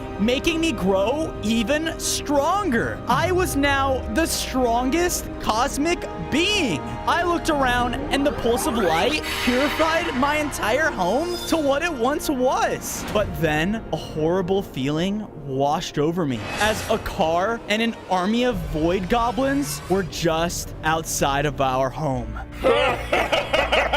I found you! Oh no! On days 95 to 99, a car and his army advanced into my base. I see you actually have your own little family again. Well, good thing I'm about to take it all away. All of the Void army ran into attack. I didn't want to hurt them though, but there were so many of them. Everyone, round them up so Bozo can purify them. My father and I began to corner a group of the Void army between the pillars in the base. Go on! Get in there! As we put them all in the center of the pillars, the cosmic essence teleported the rest in a bright flash. Now! Right! I focused all of my energy on another powerful cosmic roar, which purified all of the goblins at once. But a car. He escaped. Where is he? Don't let us slow you down, Bozo. Go and stop him. On day 100, I ran out and found a car at the foot of his void fortress. Give me more power! They have taken back my army! Stop this! You're far too late, Bozo! I'll show you! The void entity shot down a beam of pure void that struck a car, causing him to grow even stronger. Time to end this! We began to fight as his void powers were stronger than anything I had faced before. I used all of the skill that I learned on my journey, but it didn't feel like it was enough. His void roar was too strong, making me extremely low on hearts. Hakar, it doesn't have to be this way. You can stop this. To stop me, you're gonna have to kill me! Suddenly, a large flash of cosmic light burst out of nowhere, and the cosmic essence was floating in front of the giant void eye. In a single attack, the essence destroyed the void. What? No! I then used the opening to call down a massive cosmic star. It landed right on a car, defeating him. With him and the void gone, this world can finally be safe again.